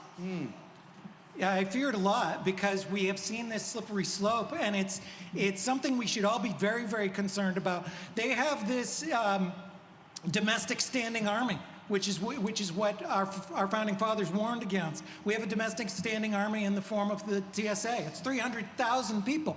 They're doing things like raiding massage parlors here in New Hampshire. It happened in Portsmouth.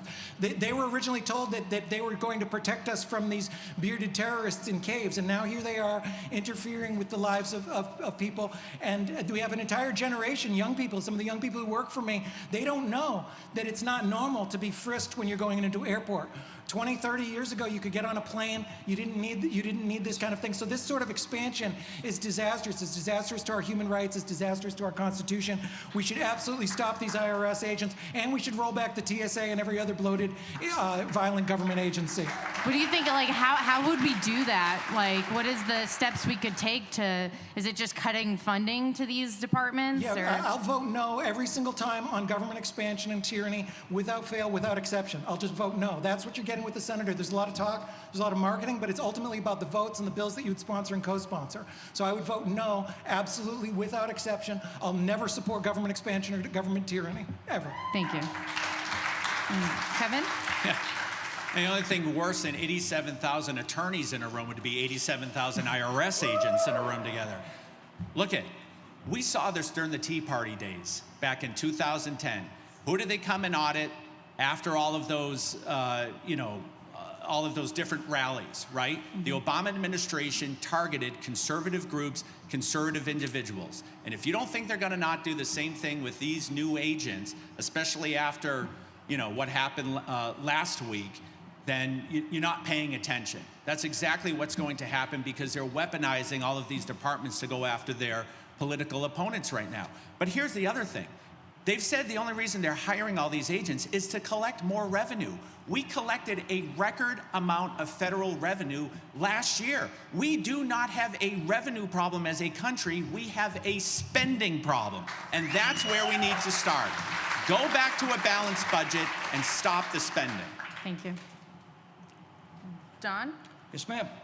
So it basically goes down to out of control spending and absolutely no accountability and responsibility on their actions except to special interests, lobbyists, and the wealthy political elite who they actually work for. They don't work for you. The Irs Expansion bill of $739 billion, as I'd like to call it, is dangerous. It needs to be repealed. It should not be funded. They shouldn't get a dime. Everything should be scrapped. They should be doing it right now.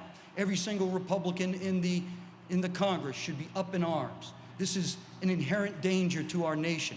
They're arming the CID, their Criminal Investigation Division, with weapons to come against us, not unlike our federal, state, and local elected officials and appointed officials did to us during COVID. They violated our rights, every single one of them. They hurt our children. It's got to stop. Thank you. I think we started with you, Bruce, right? So we're on the next question. This one says, would you support the repeal of the 17th Amendment to the U.S. Constitution, returning to the individual state legislatures the appointment of senators to represent them, and restoring the right of our sovereign states to participate in the federal government? I think we start with Kevin. Yeah, you know, while that may sound like a good idea in the abstract, I think the genie's out of the bottle on this. And look, I trust the people to elect the right people to go to Washington. Even though, you know, we may not always like who gets elected, I think we still need to trust the people, and that's where I would put my faith and confidence with them. I think if, frankly, we're going to put our time, effort, and energy into getting any amendment passed, it should be an amendment for term limits. An amendment for term limits of every person of Congress. I've taken the term limit pledge. I pledge to only do 2 terms if I'm fortunate enough to do so in the United States Senate. But we have people that have been down there for far too long in Congress on both sides of the aisle. Now, I started out by saying we need a new generation of conservative fighters and conservative leadership, and I very much believe that. Now, I believe in new ideas, fresh perspective, and turnover, rather than people staying down there, making a career out of it, and becoming part of the swamp. Thank you, Kevin. Don? Yes, I would support its repeal. And I do trust you. I trust you to elect the right representatives to our State House and the right governor so that they can make the right decision on what senator to send down to Washington, D.C. to work for you and not Washington, D.C.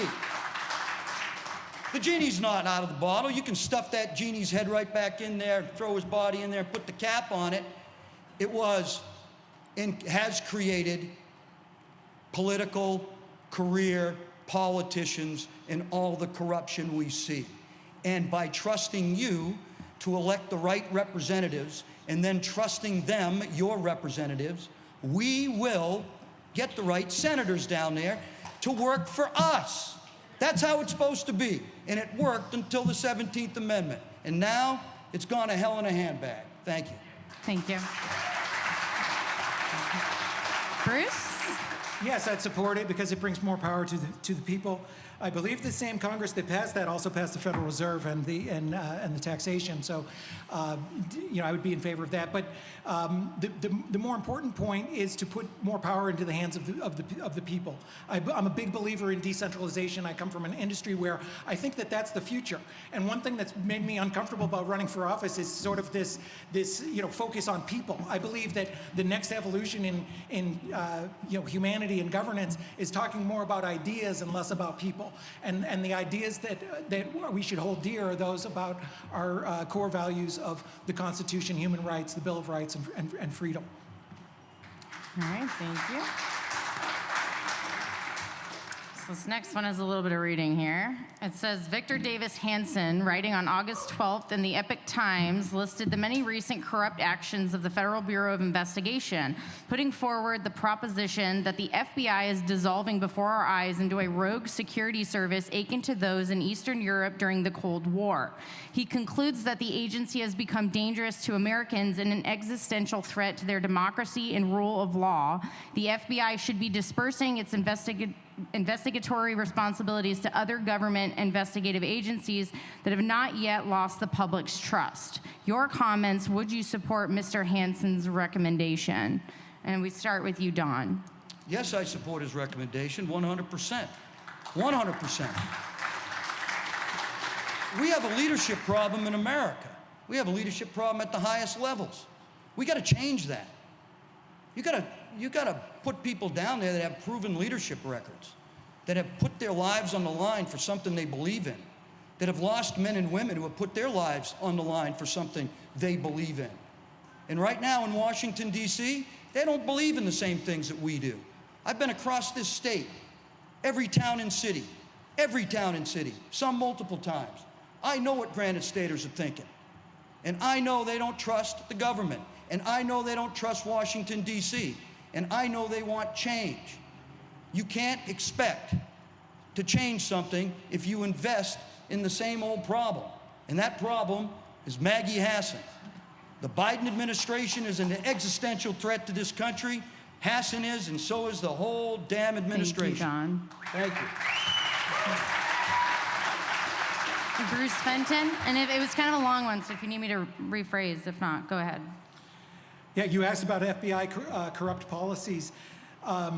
Just yesterday, I posted on my Twitter, Bruce Fenton is the Twitter handle, a letter that the FBI, this was revealed in the declassified information. The FBI wrote, they used to write these fake letters, hundreds and hundreds of them you can find online. Bureaucrats paid for with money that they stole from the people. They'd write these fake letters. They wrote a fake letter to Martin Luther King, and they shared some embarrassing personal audio tapes that they had recorded. And the letter was trying to get Martin Luther King to kill himself. And you know what he said when he saw it in the 50s? He said, oh, it's got to be the FBI. Sure enough, in the 70s, some patriots broke into an FBI office and grabbed classified information that proved that they knew this. And it's also in Hoover's file. So they've been harassing Martin Luther King, people on the left, people on the right, for far too long. I think we should abolish the FBI and replace it with nothing. Kevin? Yeah, I think we have to make clear, it's the senior levels of the FBI that need to be investigated here.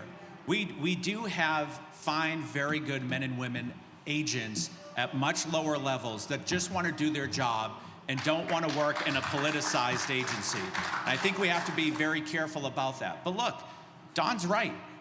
The trust and confidence in all of our agencies is at an all-time low right now, which is why we need to have these investigations, which is why we need to have the audits. And the only reason we're going to get to, the only way we're going to get to do that again is if we elect the 51st senator from New Hampshire to get the majority in the United States Senate. It's very vital that we do that. I'll use the rest of my time just to go back to the last question for 1 second, because I was the only one candidate up here that didn't support the repeal of the 17th Amendment. I would just say this: if we're going to put the election of our senators into the hands of our state reps and senators, those $100 position campaigns are about to get a whole lot more expensive. Because if you think you're going to root out the corruption by putting it in the hands of them, wait until you see the corruption that comes to the state of New Hampshire in the State House. Thank you, Kevin. And I'm going to actually follow up on your FBI response. You said that you think it's like top-level leadership. So what does an investigation into the FBI that would hold those people accountable look like? Because as far as I'm concerned, the only way to do away with it is to get rid of the whole thing. Yeah, I mean, look at you have to have a total top-to-bottom changeover in leadership. It's about so who good would do leadership. that? Would Congress require the top three, like, just be gone and done with? It's or gotta what be does that look Congress, like in real... Congress would be a great start. Congress would be a great start to do it and make recommendations to the executive branch on who needs to be replaced. But right now, you know, you've got, they're being, again, weaponized to go after their political opponents. So do you think, here's a follow-up, and maybe all three of you could answer this. Would you support the FBI being designated a terrorist organization, considering they're acting like one?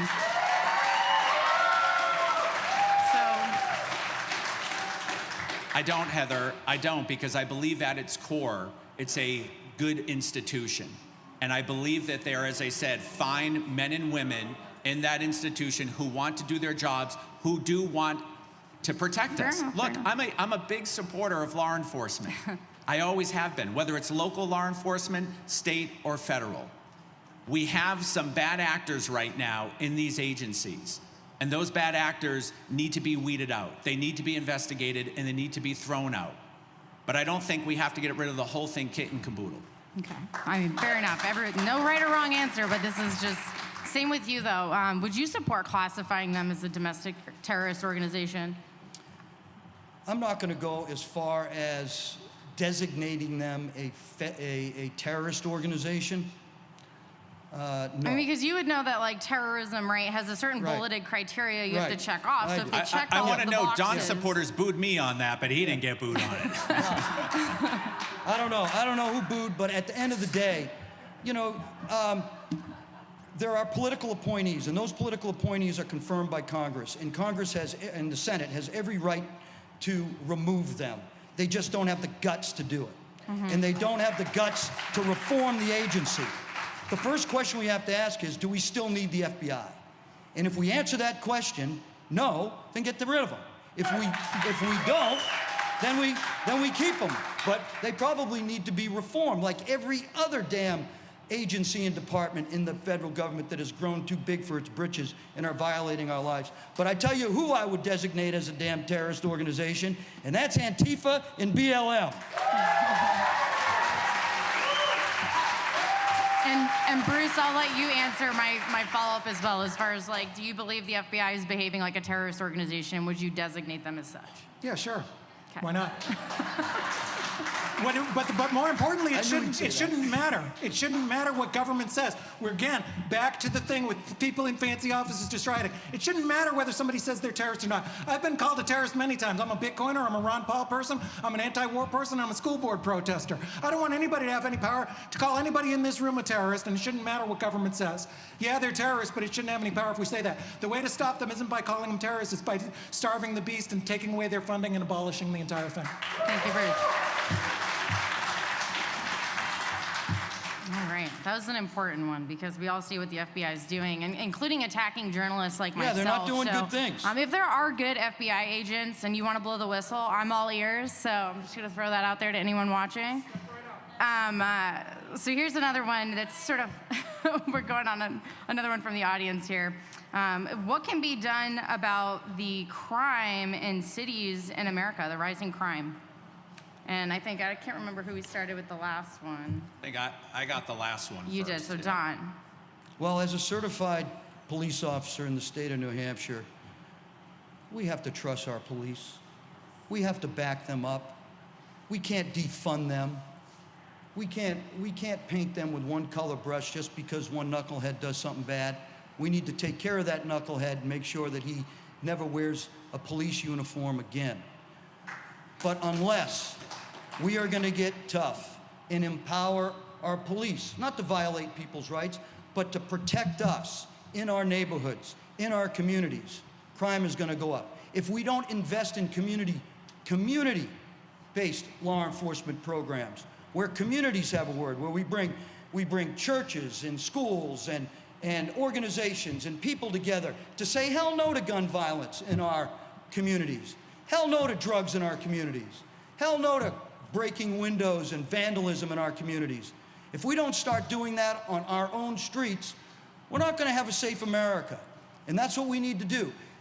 Law enforcement shouldn't just be, and crime and protection shouldn't just be the law enforcement job. It's the community's job as well. Thank you, Don. Sorry. No, you're good. And Bruce? Yeah, the best way to end crime, again, government is a problem with a lot of this. The failed welfare state that encourages people to be in poverty and joblessness is part of the fault of the government. The failed drug war, just as Prohibition enabled Al Capone, Prohibition today enables gang violence and a great deal of violence. If we end the failed drug war, we could focus on treatment of addicts rather than prosecution.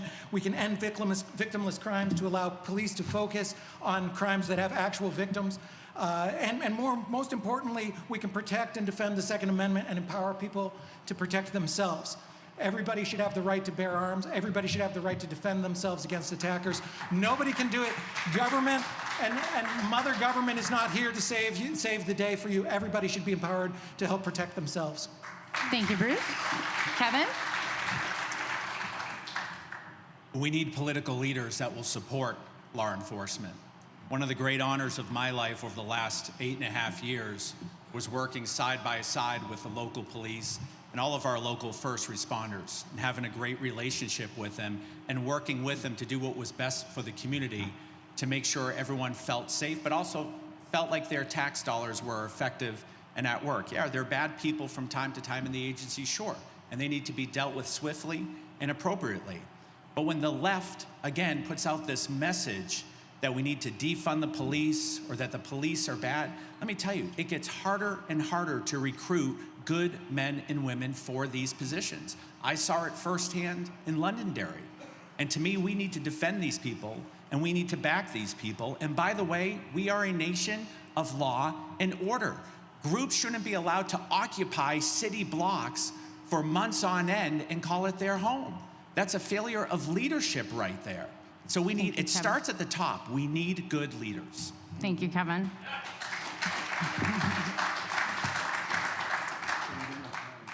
And so the next one, if you guys get elected and you were to go down to Washington, obviously it's not like one person's job down there, right? You have to work in groups.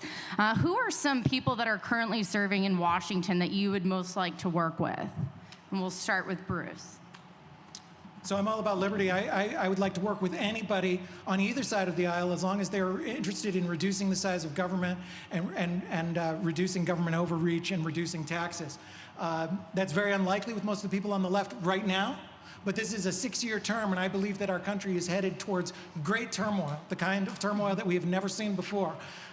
We are in times of epic change, and I think that unfortunately we're going to be facing such serious issues and serious tyranny and serious geopolitical and economic issues that even some of my radical ideas of eliminating a whole bunch of departments will become more tenable to the other side.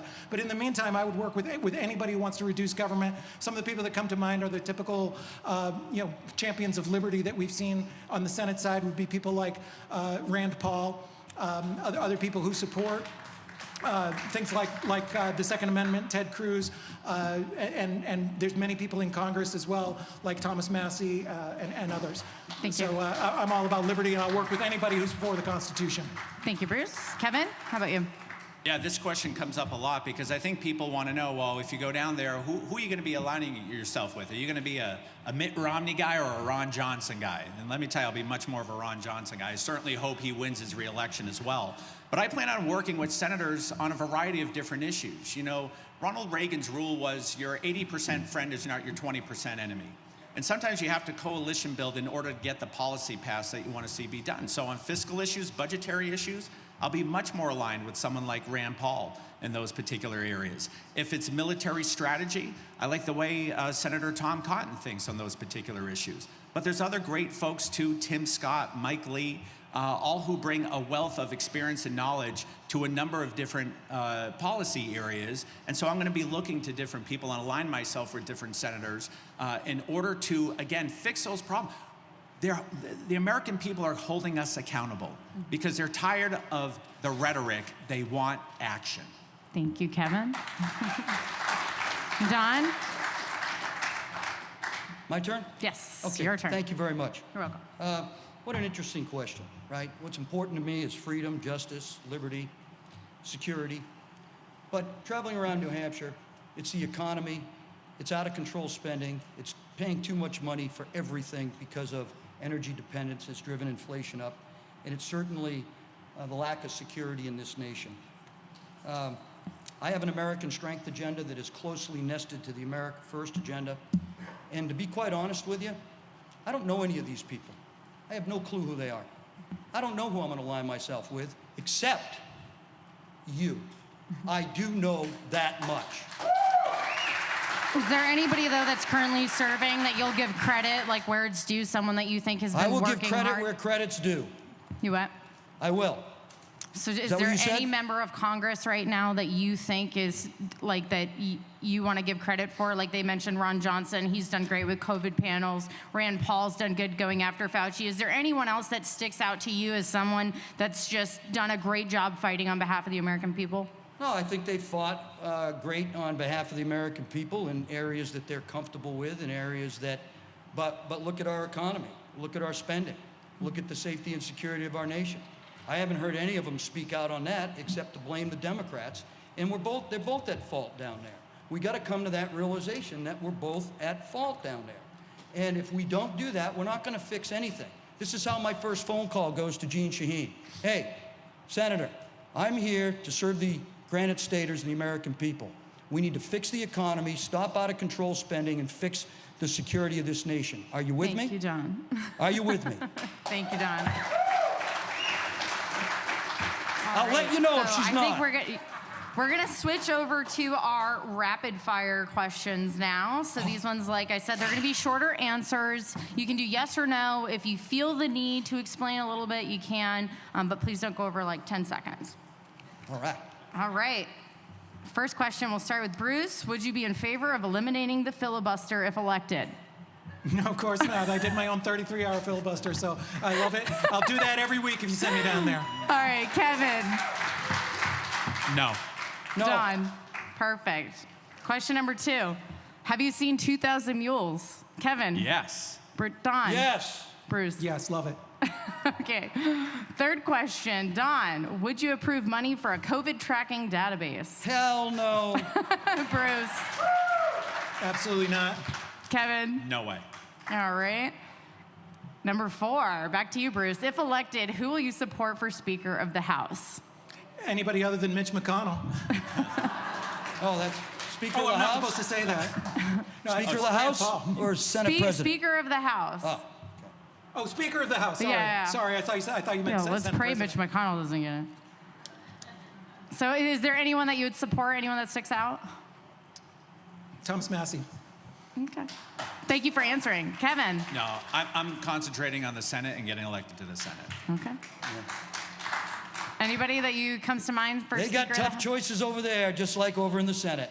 I Yeah. can't give you anybody. Okay, they're pleading the fifth. I got it. Okay, next question. Well, we already kind of covered that one. Would you support abolishing the FBI? We already said yes. Yes. And then what? 2 no's? Or you want reform? Yeah, it needs to be reformed from top to bottom. Okay, reform. All right. Would you support repealing Section 230 protections for big tech companies? Don, we'll start with you. Yes. Bruce? Yes. Kevin. Yes. Okay. Should Antifa and BLM be designated domestic terrorist organizations? Who do we start with? Like, Yeah, they should, like I said, it shouldn't matter. We shouldn't have government getting in, even though we dislike them. That was used against Ron Paul people just a few years ago. Government shouldn't be doing it at all. That's fair enough. Kevin? I think any agency that advocates or promotes violence on people or destruction of property should be. Just not the FBI. I'm just kidding.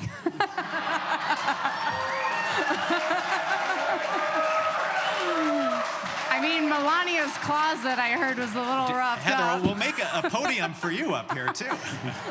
I'm not running. All right, how about you? Well, Should you know, Antifa BLM be a designated domestic terrorist organization? Right, I already answered that question earlier, yes. Yeah. Okay, thank you guys.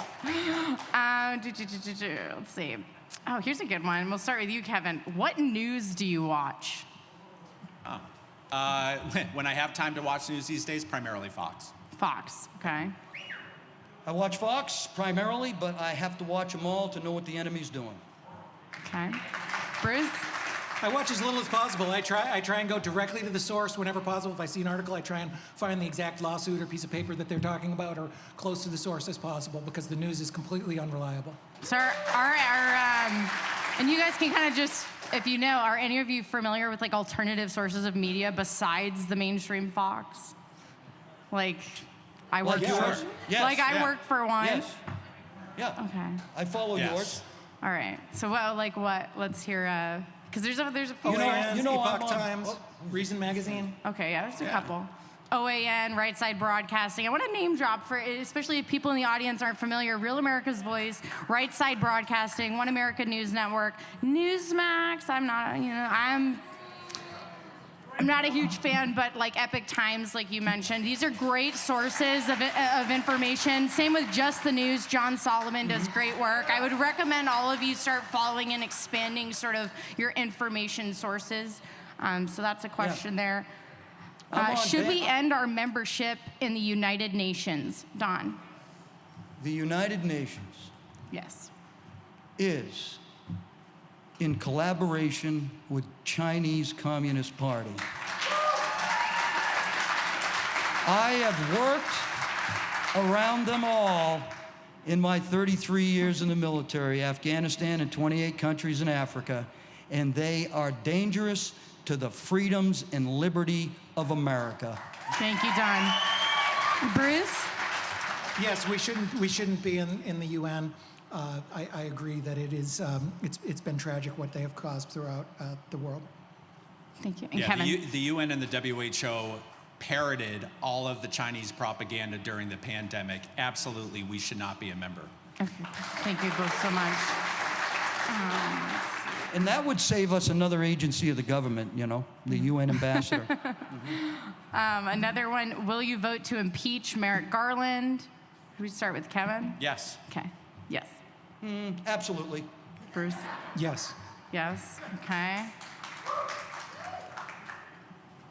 Got a bunch here. All right. If elected, when you come back to New Hampshire, will you allow the Government Integrity Project to host a town hall event? Don. Absolutely! I love you! Woo! Bruce? Yeah, 100%. I've been very accessible during the campaign. I'll be very accessible when I win. And Kevin? Yeah, I've known Ken Eyring for 10 years. He's got me on speed dial. So the answer is yes. We asked this question yesterday. It was very fun. It should be interesting. We start with you, Don. Me? Oh, Yeah. okay. What is a woman? What is a woman? Yes. All right, second row, second seat, from the left, my wife, Sharon Baldick, is one hell of a woman. Thank you. Gotta ask it. Bruce Fenton, what is a woman? A female adult human able to bear children and feed children. And we cannot allow simple words like that to be redefined. We just simply can't. Thank you. Kevin? I've been married to one of the finest for 19 years, my wife, Susie. And you know what? Wait, can I just say, I got to shout out to another great woman, and that's my mom, who's also in the Hey, second row. Mom, how are you? God bless you. All right. My mom's up there. She's looking down on us. Let's see. I think I got some more questions here. Do you favor removing Mitch McConnell? Who do we start with before? You want to start with me? Sure. Yes. Yes, his red flag is just the latest in a long string of very bad decisions. And I think the Republican Party needs a new face, a face of liberty. Thank you. Yep. And Kevin? Yeah, I think we need new leadership in the Senate. Okay. Perfect. All right. And do you support the overturning of Roe v. Wade? Bruce? Yes. The overturning of Roe v. Wade? Yes, it should be a state issue. Okay. Yes, I agree. It's federalism. It's not in the Constitution. It's back where it belongs. That's to the states. All right. And Don? Yes. All right. And I think we've gone through all of our questions here. So now let's give them a round of applause. I feel like they've done a great job here today.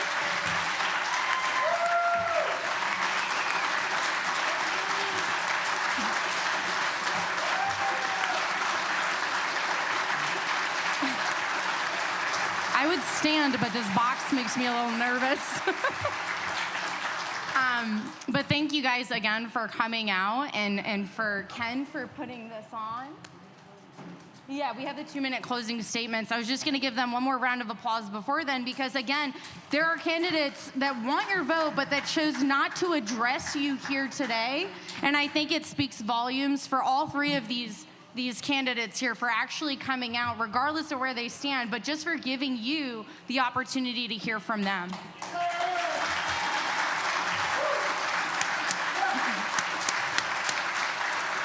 And because we kicked off with Bruce Fenton, we're now going to be going in reverse order. So, Don, you have 2 minutes now to tell everyone why they should vote for you in this upcoming primary.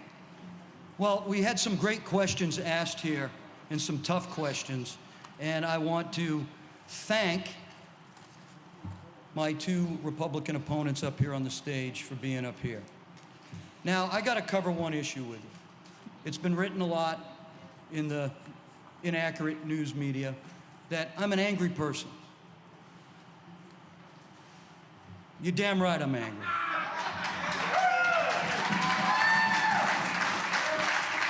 I am a reflection of you. I am a reflection of Granite Staters. Granite Staters are angry because of the economy, inflation, out of control spending, and the fact that their children are not being educated properly and they are left out there on their own. This must stop. It's about God, family, community, country. They have undermined over the last 40, 50 years all of our institutions, and they're now working on the military institution. Before you know it, we are going to be a country of unlimited government. We will no longer be a country of self-governance. We will no longer be a country of the people, by the people, for the people. We will be a country governed by benevolent benefactors who have placed themselves above you at your expense and the expense of your family. We cannot allow that. I have the experience. The one question that hasn't been asked is the most important. How do you know I'm not going to be a turncoat when I go down there? Well, there's a memorial right there on the stage. 72 men and women that I lost in combat. And I promise them that I will serve you and I will be your United States Senator. And we will together bring God, family, community, and strength in this country. God bless you, God bless America, and live free or die, baby.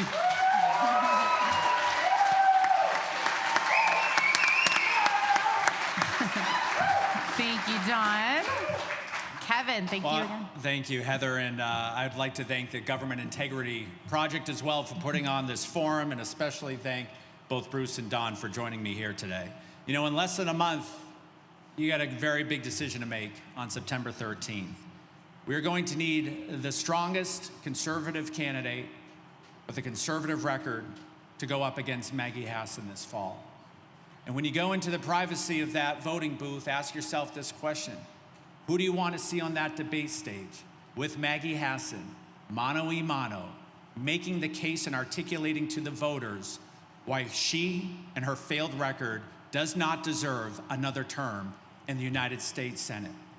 You know, everywhere I've gone around the state, I've called myself a kitchen table conservative because I'm talking to folks that they're so concerned about today around their kitchen table.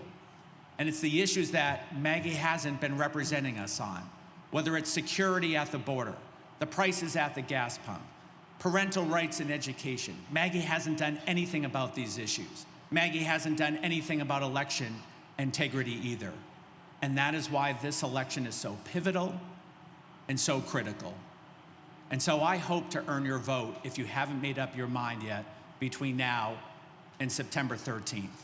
Because I started off by saying that we need both a conservative fighter, but someone who's got a record of getting results too. Someone who's got a record of fixing these problems. So I hope to earn your trust, hope to earn your respect, hope to earn your vote on September 13th. And then as a party united, we will defeat Maggie Hassan in November. We will stop Joe Biden's socialist agenda. And again, we will make our conservative voice matter again in the United States Senate. Thank you all very much, and God bless you. Thank you so much, Kevin. Bruce? Thank you very much. Thank you to the organizers. Thank you to the other candidates for coming in tonight. We are in times of epic change, and I urge people to not vote as if this was 1996 or 2019. What they pulled on us over the last couple years is unprecedented. And if we do not send a message down there, they will do it again. And meetings like this may not even happen. They'll make your kids wear those political signals again. They'll try and fire your nurses again. If we give them a mandate that this is okay, they will come back and do it even worse. And that is absolutely unacceptable. That would mean the end of our country as we know it. We must fight like we've never fought before. We must send a message to Washington. I am that message. I've been a disruptor all my life. I will go down there and send a message that they will never forget. I want to thank my family, my four beautiful children and my wife here. I'm willing to leave these beautiful people in this second row in my beautiful farm to go down there 124 days a year to that viper-infested swamp. and I don't want to go down there, but I will do it. I'll do it for you if you send me down there. And if you do, I will do exactly what I say to every single audience that I meet in New Hampshire. If you send me down there, I will fight without exception, without fail, and without compromise against tyranny, against central control, against China-style politics, against expansion of our government, against expansion of our tax base, and for the Constitution, human rights, human freedom, and our Bill of Rights. Every single time, without fail, without exception. I have the best chance of winning. I can bring in the independents. I can even bring in some of the Democrats who still are against war and against our failed drug war. And I can certainly bring in the libertarians and the free staters, who, by the way, were 41,000 votes last time when Maggie only won by 1,000 votes. We cannot allow that to happen. I'm the best candidate to face her on the debate stage. I'm the best candidate to face her in November, and I would appreciate your support. My name is Bruce Fenton. Thank you very much. Thank you so much. You guys have your work cut out for you, because I feel like all three of you did so great today, including like handling my questions. That can be a little rough. So thank you all for your contribution today. And thank you, Ken, for putting all of this on. You know, I mean, this guy has been working around the clock to put on these debates for you guys. So he really is like the man of the hour. Thank you to everybody, and that's not true. We have a great team of volunteers. It's a team effort, but thank you for the acknowledgement on behalf of our group. And thank you to these awesome candidates. I would like to hear your thoughts about whether you think one of these three guys are going to be the next GOP nominee for U.S. Senate.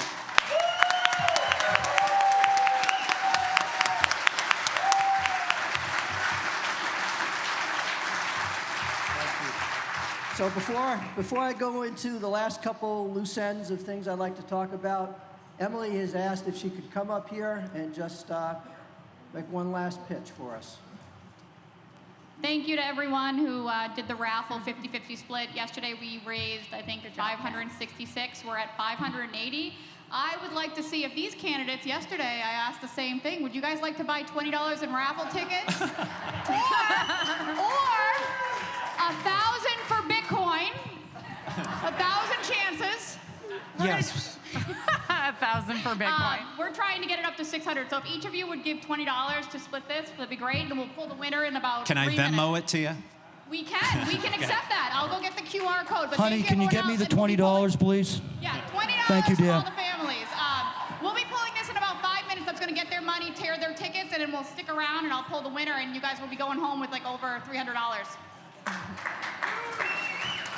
Thank you, Emily. So I want to thank Heather as well. I'd like for everybody here to give her a huge standing ovation and appreciation for the questions she asked and for holding these guys. Thank you so much. I appreciate it.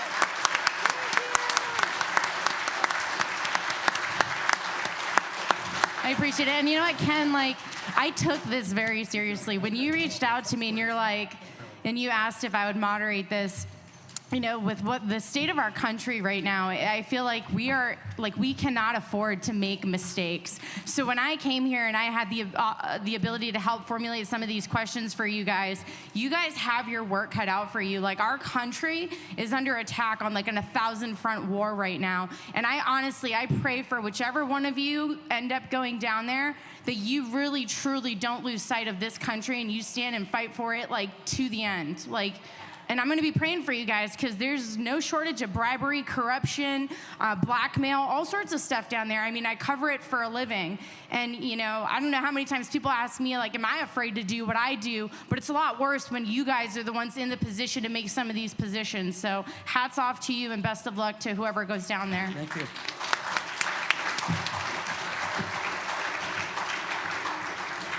I would also like to thank all of the people who volunteered to help make this event and the event yesterday possible. There's dozens of people who have stepped up and helped. It's not an easy task, but it's a very important task.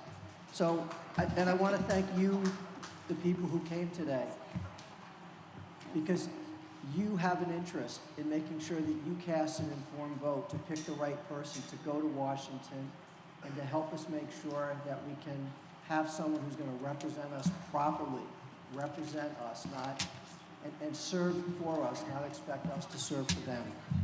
So with that, maybe I'll call Emily back up and see if she'll pull that raffle ticket. We'll see who won. And then I'll thank you and wish you on your way to enjoy the rest of your weekend. Thank you. Good luck. Oh, yeah, hey, can we Get a get the candidates down here and all our volunteers, and we'll take a big picture with everybody? Sure. Bruce, you want to join us? No. No, just these three. All our volunteers. Can we get the people from the back who help volunteer? Can we get them up here? Take some pictures with these guys? Wow, that's awesome. Right.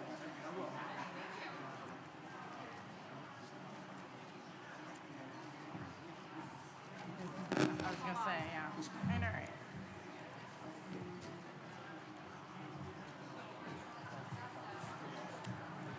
Should I go jump in there or no?